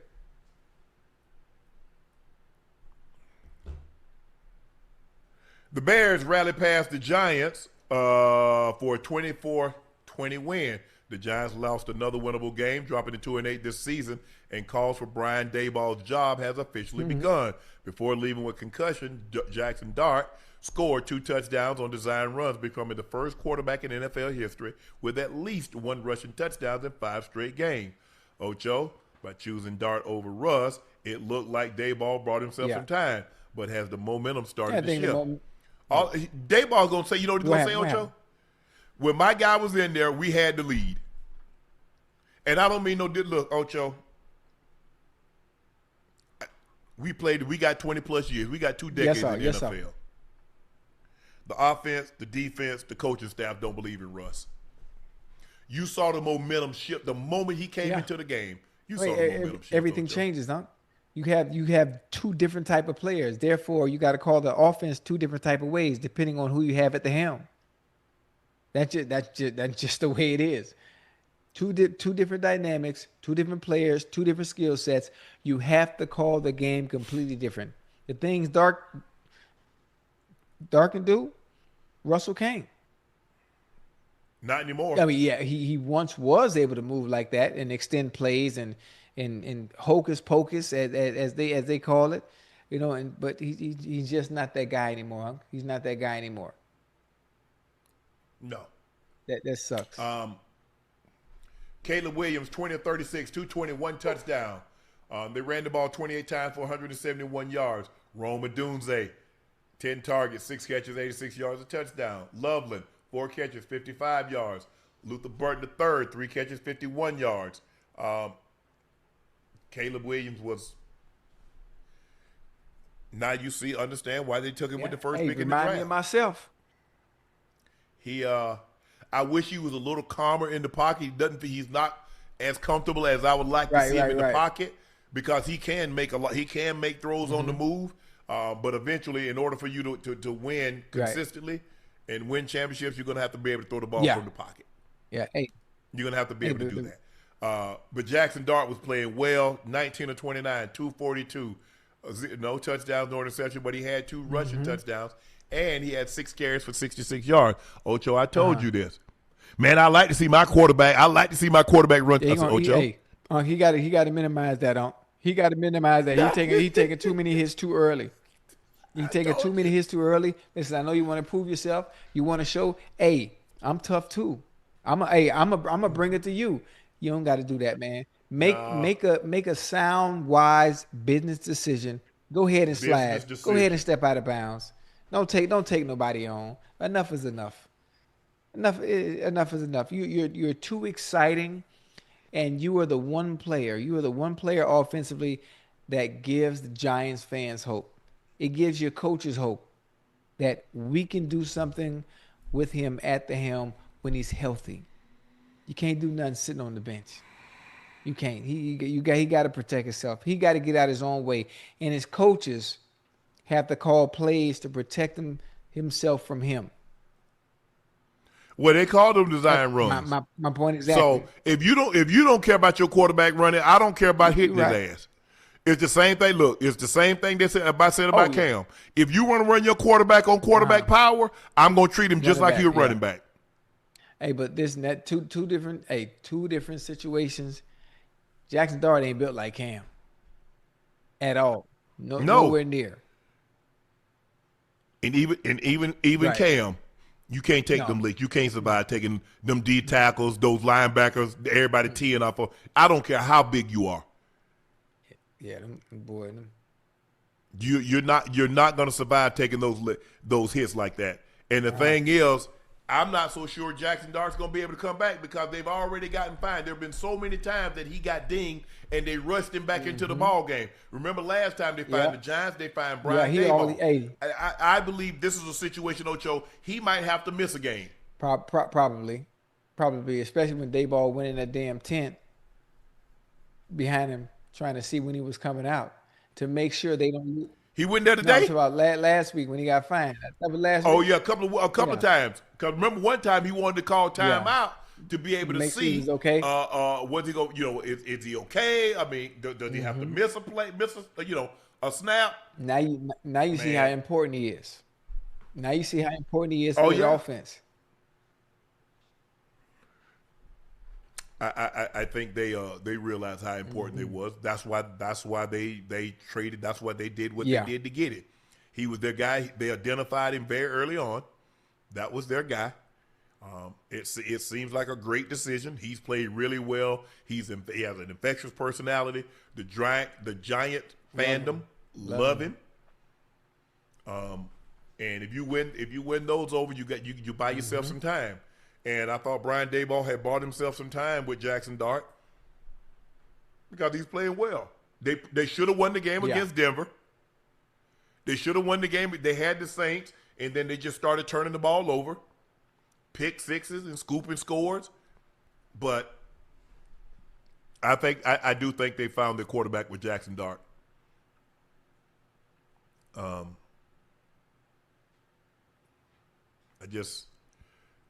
Gardner Johnson led him in he had 2 sacks too. CJ Gardner Johnson, I don't know what it is. He plays well everywhere he's at. Every single where. I don't understand. I don't understand what's wrong, what issues they always had with nephew. But when he on that field, he gonna give everything you looking for. Everything. Yeah. I mean, he had 2 sacks. Montez Sweat had a sack and a half, but look, the Bears are going to be good. I mean, they're 6-3, Ocho. They're 6-3. Crazy how everything flip right around, man. Yeah, they're 6-3. Get the right coaching. The Giants' remaining schedule: Packers at home, Lions on the road, Patriots on the road, Commanders at home, Vikings at home, Raiders on the road, Cowboys at home.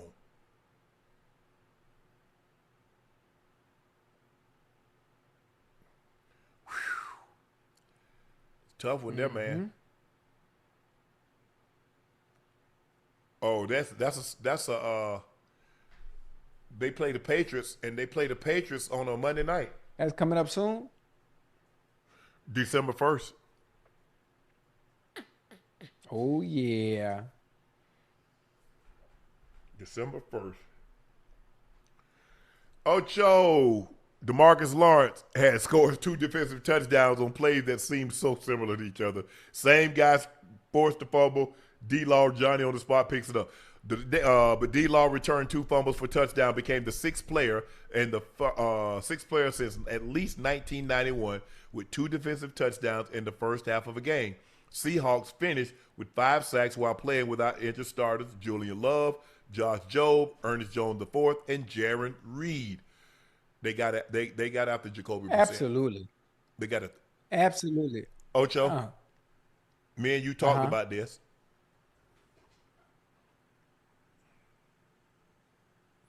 Marvin Harrison Jr. is going to have to start catching the ball. It's really that simple. Yeah. He's been. It's really that simple, Ocho. He too good, Ocho. He too good to have those drops like that, man. He too good. And his dad say the offense not flowing and so forth and so on. But hey, Marv, your son got to hold on to the ball, bro. He does. He does. A little inconsistent.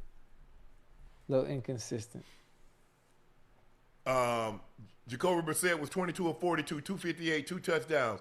Got sacked 5 times. How he ended up with numbers like this, I don't know.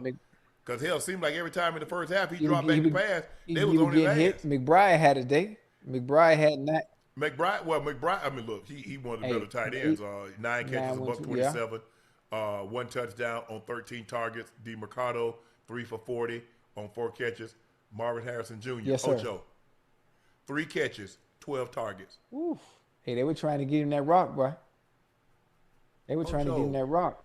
If they throw it to you, you can't throw it back at them. I mean, we got to be real, Chad. Y'all watch the game. He drops a lot of passes. He does. Hey, it was 35-0 in the second quarter.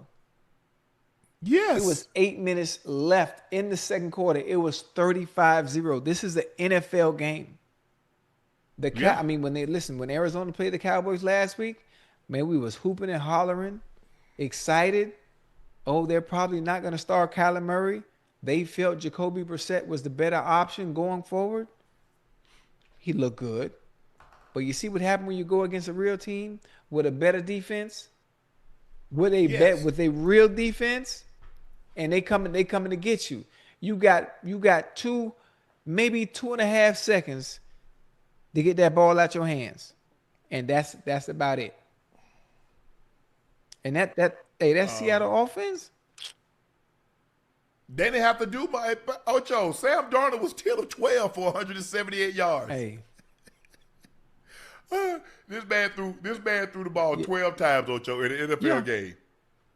And won convincingly. It wasn't even that close. They ran the ball 46 times for 198 yards. Charbonneau had 14 carries for 83 yards. Kenneth Walker III had 14 for 67. Hey. But Jackson Smith and Jigba, 5 for 93 and a tub. Cooper Kupp, 2 for 74. That was the damage right there. That was 7 for 167 right there. Hey, Charbonneau remind me of Robert Smith when he was with the Vikings. Yeah. Same running style, shirt tucked in, pants high. The thing is, Ocho, this game with him, they might have scored 60 if Sam Darnold holds on to if they don't fumble the ball, and he turned it over.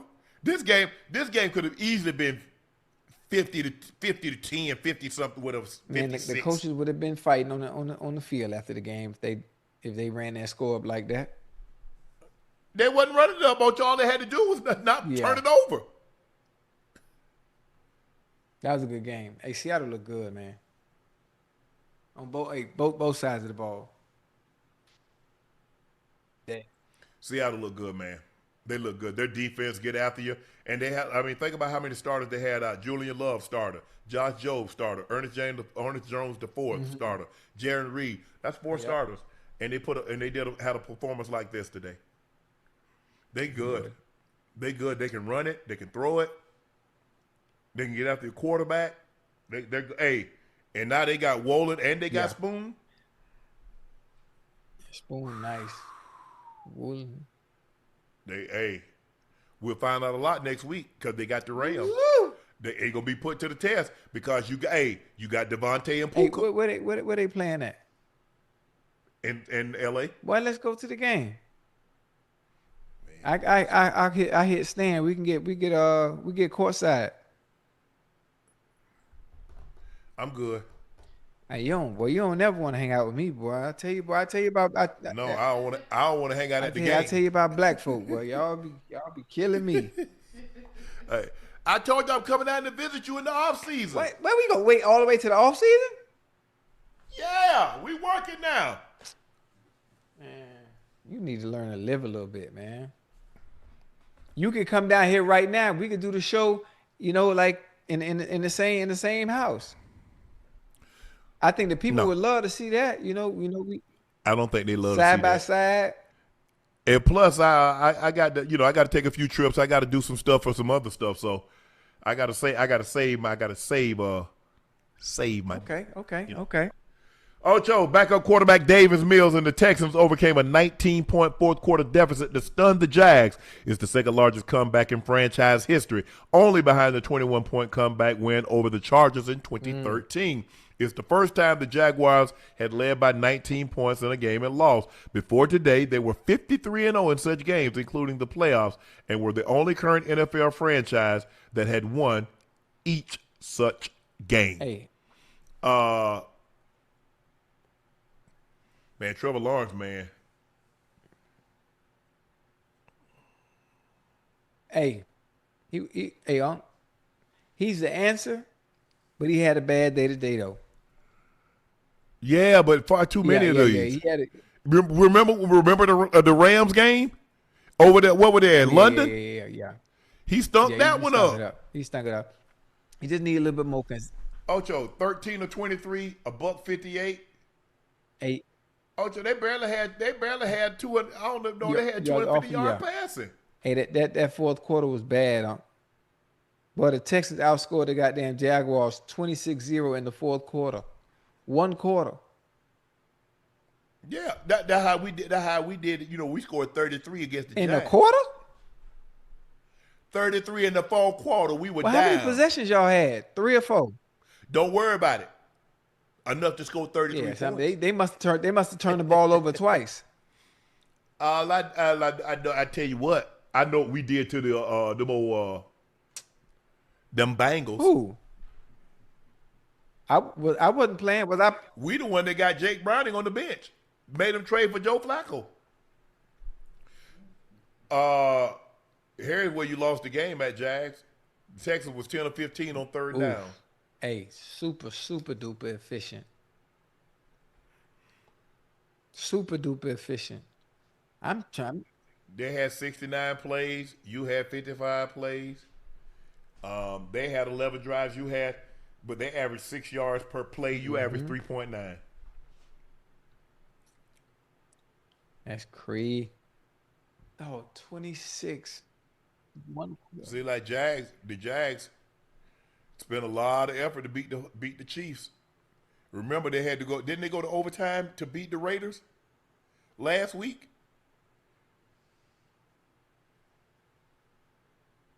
Man, Trevor Lawrence. Lastly, just a little bit more consistency. That's it. A little bit more consistency. Man, Ocho. I get it, but we've been at this for a while now. Yeah. We keep saying we need him to be a little bit more consistent, and he ain't being consistent. Not at all. He's not playing well. He's too up and down. You don't know what Trevor Lawrence you're gonna get, but he got all the talent in the world. He got all the.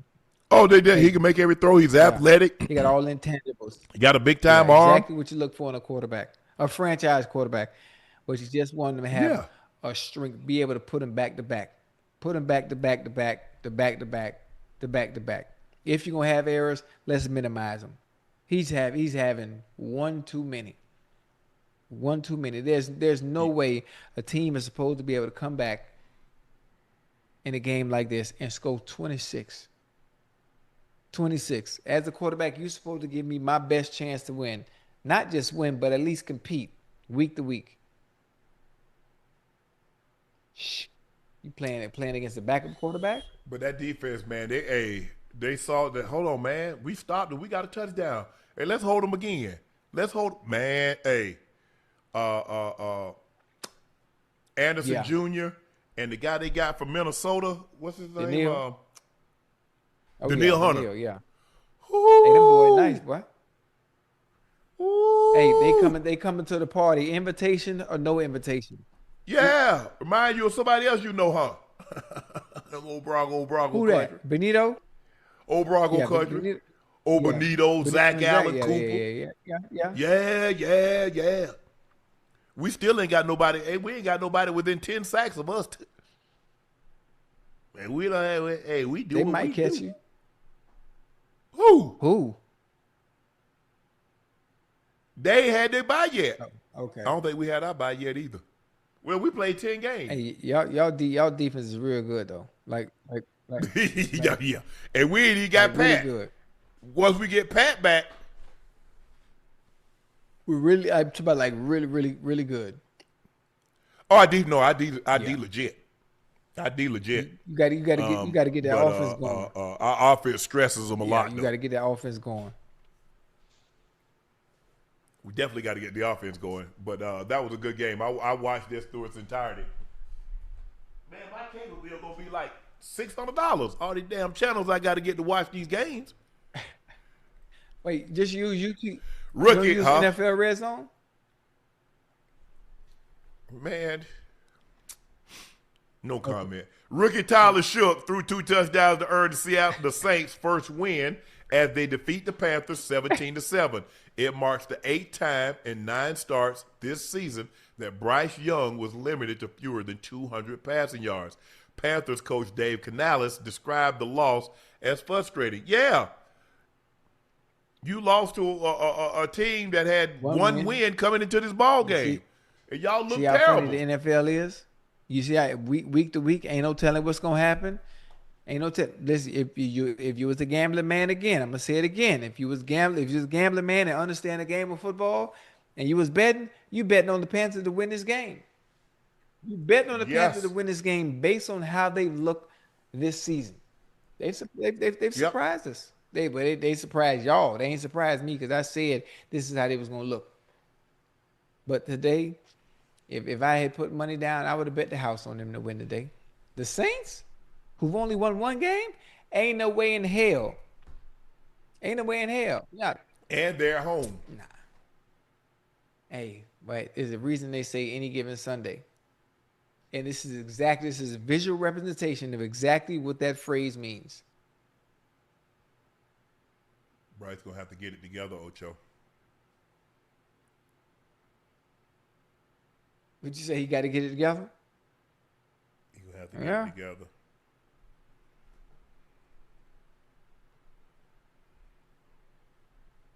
Oh, quiet boy.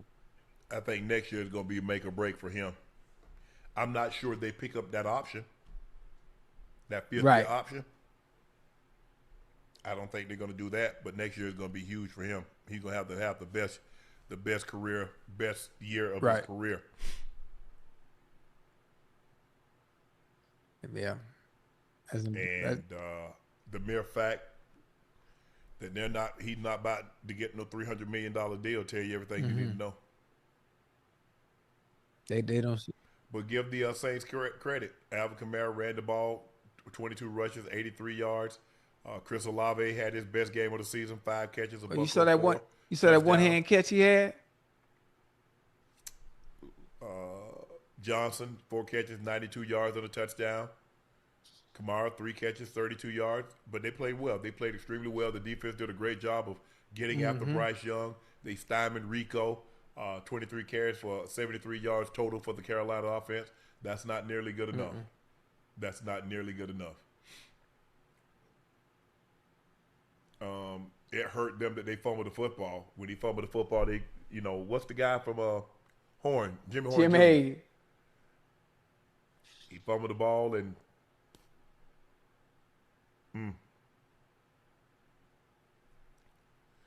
that won't do it. That won't do it. Ocho, time for the play of fame presented by Prize Picks.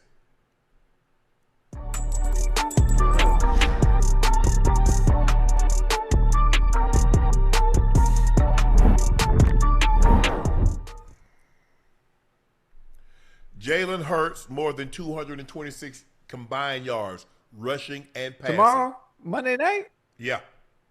Woof. Let me see. AJ playing, Saquon playing, Devontae Smith playing. I'm going to say yeah.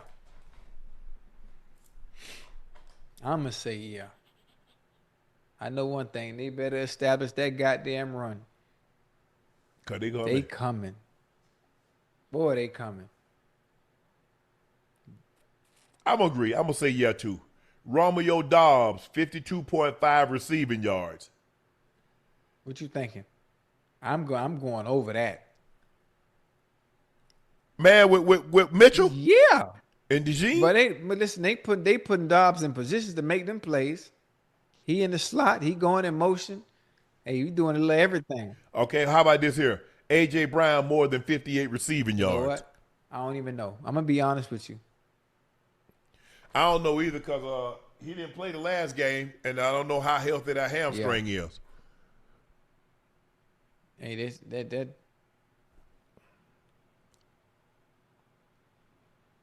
Romeo, 53 yards. 53 yards, Absolutely. Romeo, wherefore art thou Romeo? Okay, I see you. I ain't know you was in the Shakespeare. Okay. You know I played Romeo in the school play.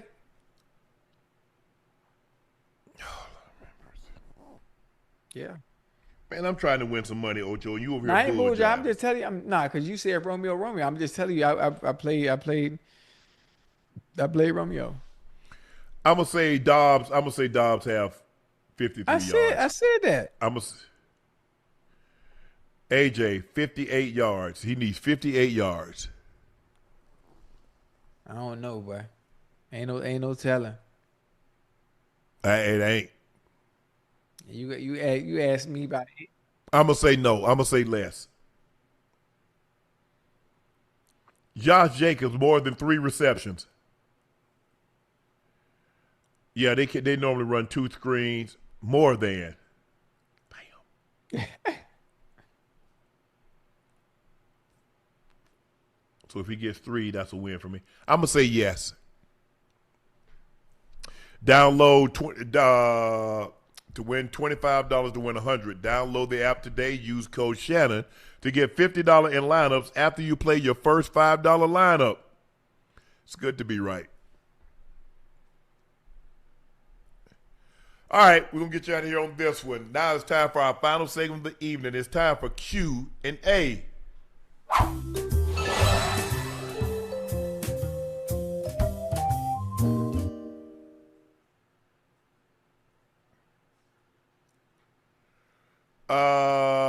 If JT don't win MVP, playing like this, the league got a problem.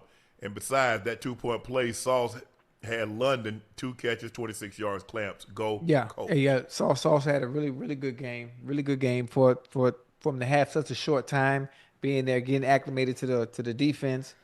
Man, that 2-point they tripped over each other's shoes. Outside of that, nobody really hit.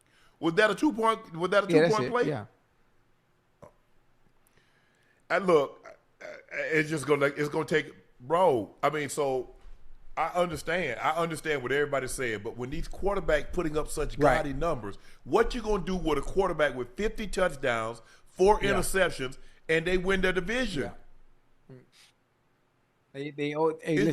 It's the same thing with the Heisman in college football. You got to do a guy. I mean, JT Rushford, but it's just hard for a running back to win it. That's why you haven't seen a running back win that award since Adrian Peterson did it in 2012. This is the longest stretch they've gone without a running back winning the MVP. You got to be an outer body experience. Rules, yes, that's what it's basically going to take. TS Car Wash and Detail Service. Shannon, who a person you'd love to interview past or alive? Danielle Hunter is a dog.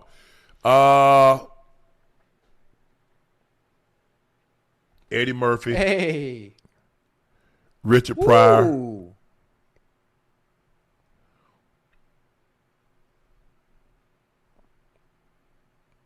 Malcolm X. Dr. King. I like that. Hove. Hey, I can make that happen, man. Oprah. Tyler Perry. I can make that happen with TP too.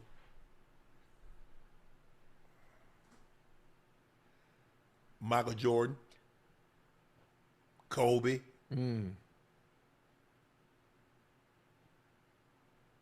Braun. Who else? Can I Denzel, Samuel L. Jackson.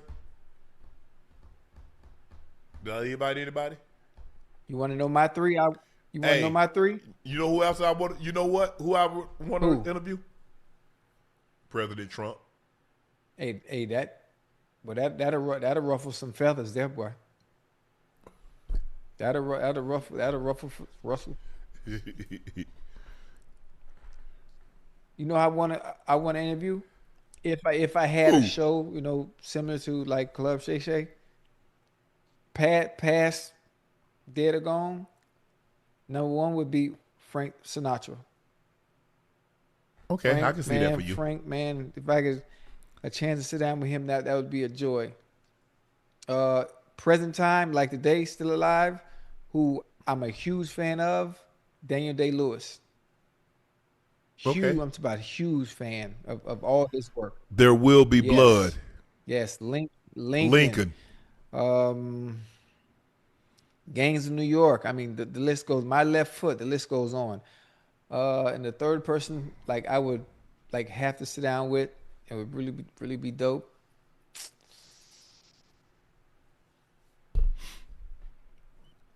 Who? Sinatra, Daniel Day-Lewis, Luciano Pavarotti. Luciano. Pavarotti. I would like to do it like kind of like what I did with Scarface. Prince. Ooh, that's a good one. That's a good one. Hey, that's a good one. That's a good one. Because I want to know, Under the Cherry Moon, Pink Cashmere. Oh, Sometimes it snows in April. classic. Purple Rain. Erotic City. International Lover. Controversy. You know the first question I would ask? I would ask, how long did it take you to learn to play every goddamn instrument? All them Everyone. instruments. Everyone. Like, you know how difficult it is to learn to play one? Uh-huh. You know how difficult it is to play the guitar? Plus everything else? Man. Raspberry Beret. Raspberry Parade. Little Red Corvette. Starfish and Coffee. Raspberry Parade. Big Mike, what's up, Unc and Ocho? Do you think DK is worth the money the Steelers are paying him thus far? Well, yeah. Can't get in the ball Yeah. consistently. He's a number one. He is a number one. They know that. Yeah. So they do a great job of doubling they do a great job of making it difficult for Aaron to get him the ball because there's nobody else to really take the pressure off him. it. There's no legit number two. I'm talking about legit. Well, you know what? Oh, y'all want to double me? We're going to make sure he hurts you. That goddamn.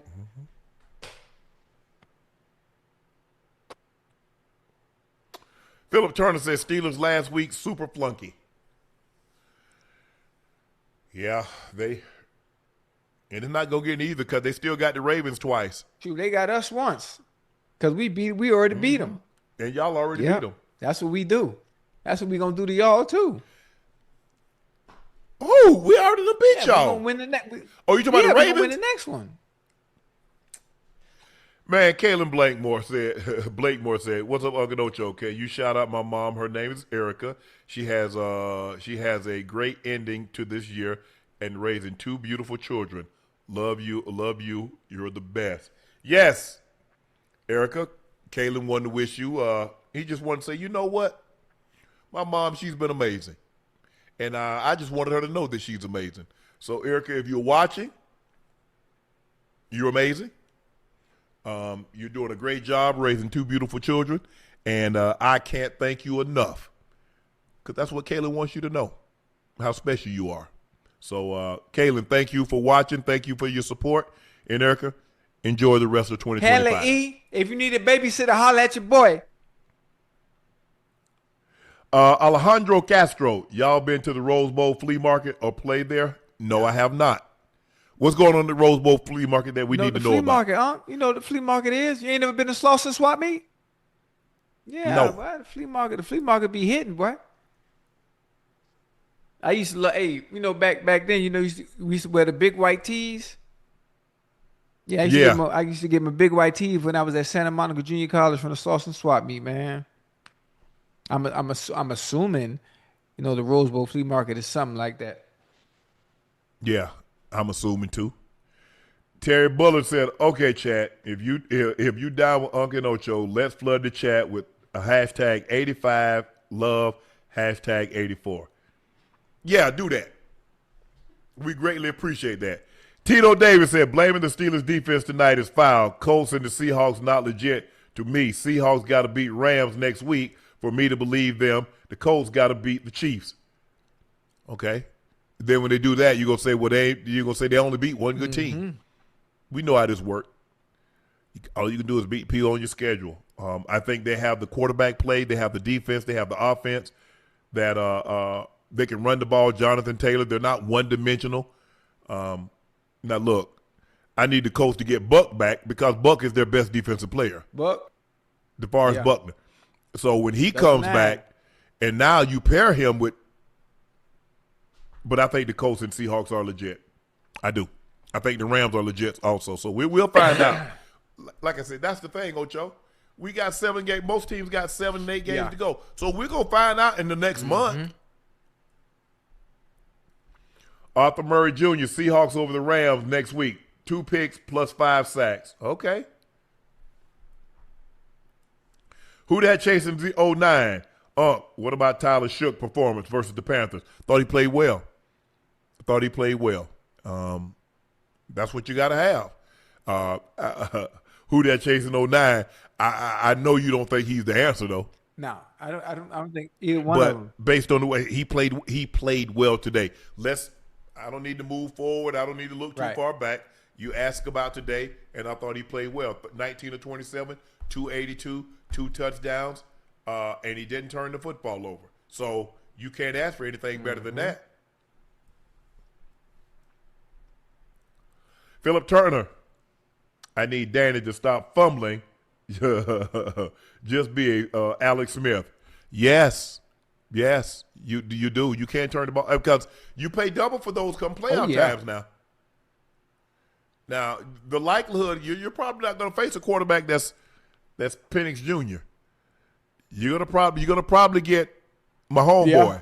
You'll probably get Justin Herbert. You're gonna probably get Lamar Jackson. Probably Bo Nix with an outstanding defense to back him up. So you turn the ball over, you're asking for trouble. Booby Miles, we need that to bank on Thanksgiving versus Cincy. Oh, that's when y'all play the Ravens, Ocho? What, Thanksgiving? Oh, y'all, you know what? It makes sense. It makes sense because the Raven is a bird, and we playing around Thanksgiving. You know, y'all finna be straight turkey, boy.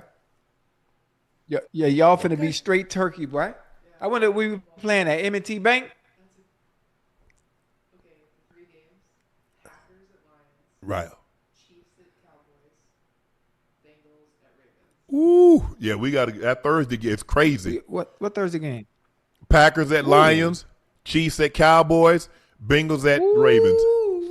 Woo! But we gonna be. You mean I'm finna have a full stomach? We gonna come on the show after I have a full stomach and we beat y'all? That ain't happening. I'm gonna wear a whole turkey costume. Yeah. Okay. Jimmy Cleveland, Shannon Ocho. I need y'all to call NFL police on Kevin and Lil Dylan. Can't throw accurately, throw the ball in the dirt, dink and dunk. Gabriel, he's sticking it for Baltimore game with Dylan and the Baltimore game. Hold up. They play Cleveland next week? Baltimore. Wait, the Ravens play the Browns next week?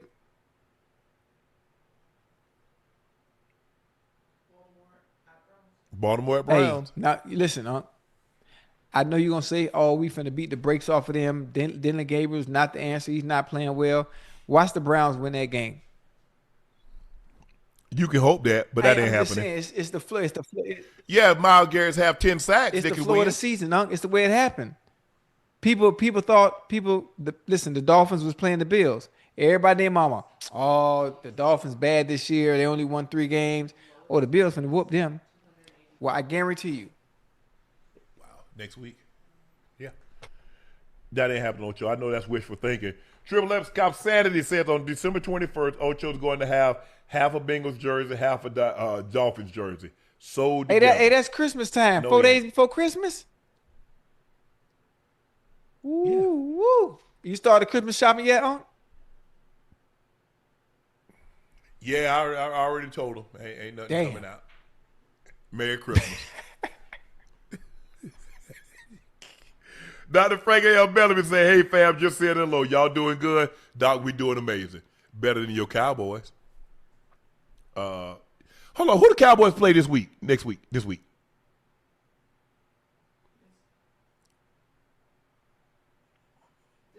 Yeah, I know they don't know about this week, but who they play next week? Oh man, win? Oh Lord. Dog, y'all about to get y'all about to get another win. Y'all play at the Raiders. Not, you know what? Max Crosby about to have 4 sacks though. You know, given what they've gone through the last week, Ocho, with the tragic passing of Marshawn Leland, you know what? They might rise up. They might put a little string together. Possibly. I can see that. But they right tackle. Well, they got some things to fix over there, boy. They do.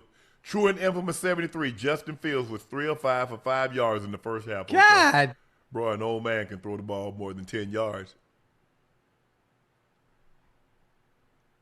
What? It's the NFL, man. Man, they throw the ball more than that in the 40s. Brandon Crow, if you guys were in charge of Cleveland, what all changes were you making after the season?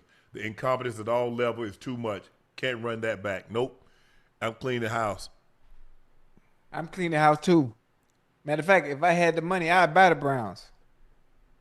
No, we ain't got that kind of money. I'm just saying, hypothetically speaking. Hey, Samuel LeGrand. Hey, Unc Lovelace is crazy.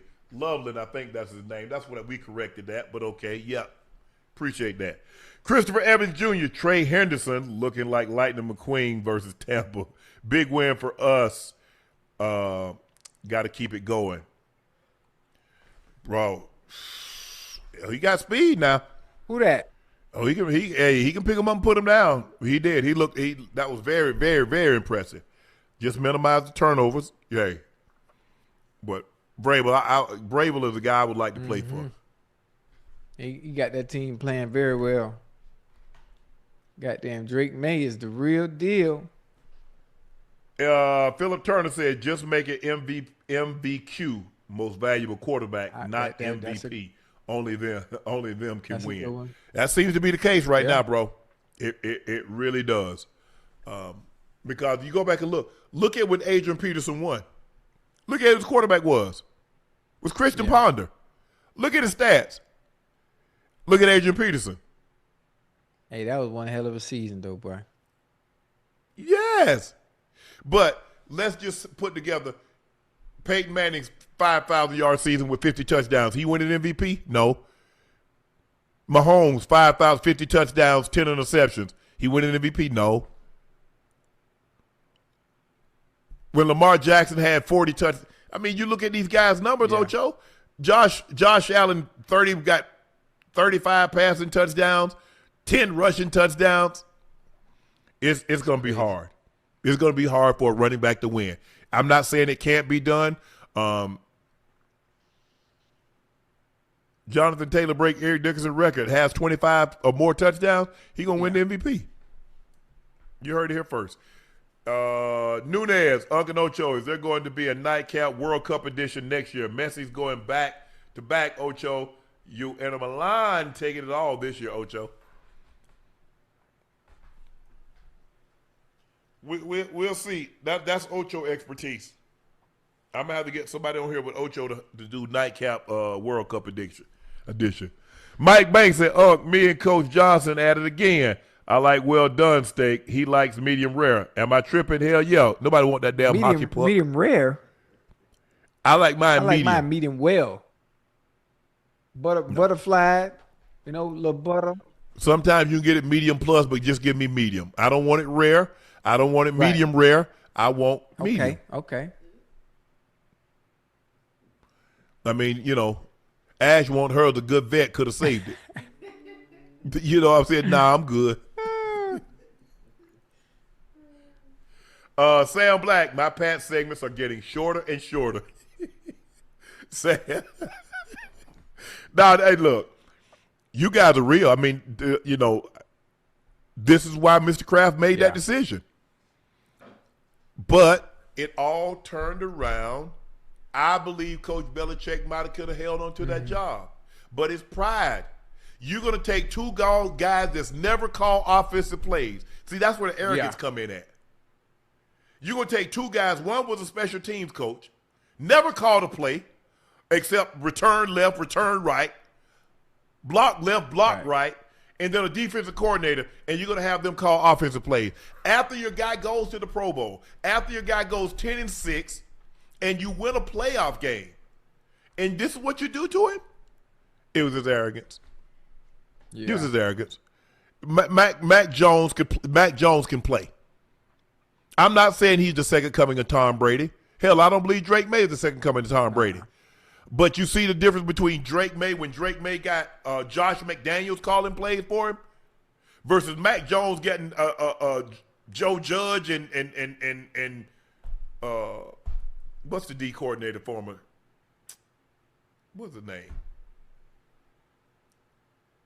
I forget his name. He went to Detroit, the head coach. Matt Patricia. Oh, Matt. You see the difference? But guess what? If you guys keep winning, we're going to talk about y'all every week, Sam.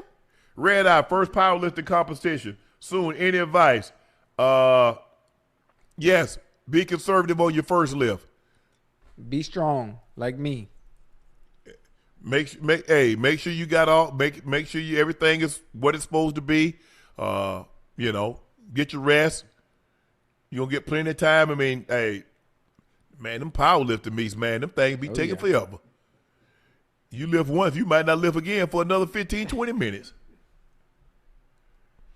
Joshua Throng said, Ocho, I saw your camera go out yesterday. I'm still here. Your tech got big dog from California, but I can help you shoot. I can help from here troubleshoot.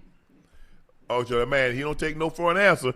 Saucy D, Melissa ran the table this year and got slighted from not being a finalist. I agree.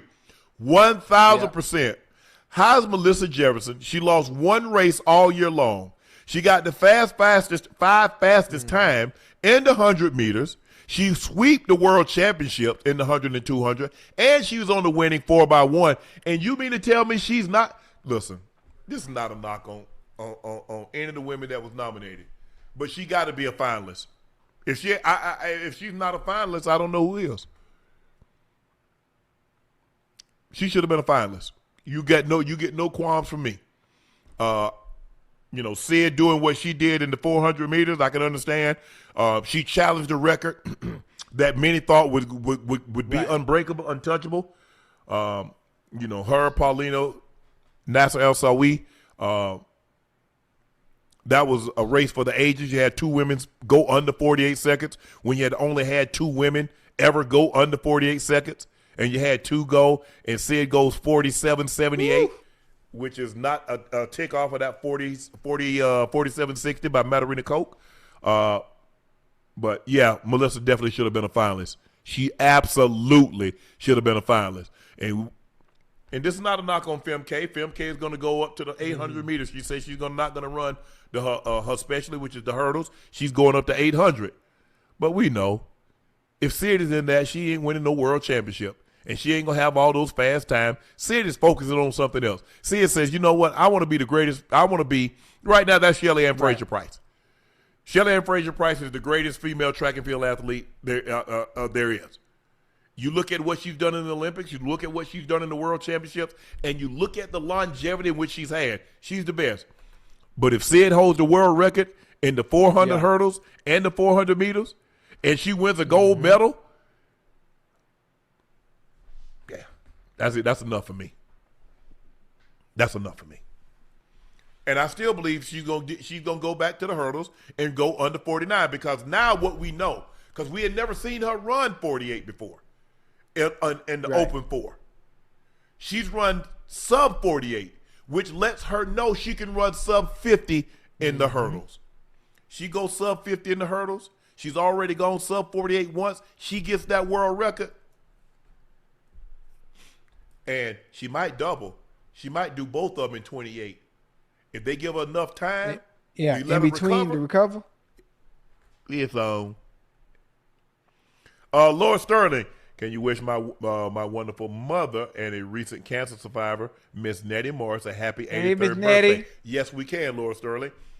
Miss Nettie, happy 83rd birthday, and congratulations for beating cancer. Man, cancer. Nobody cares about cancer.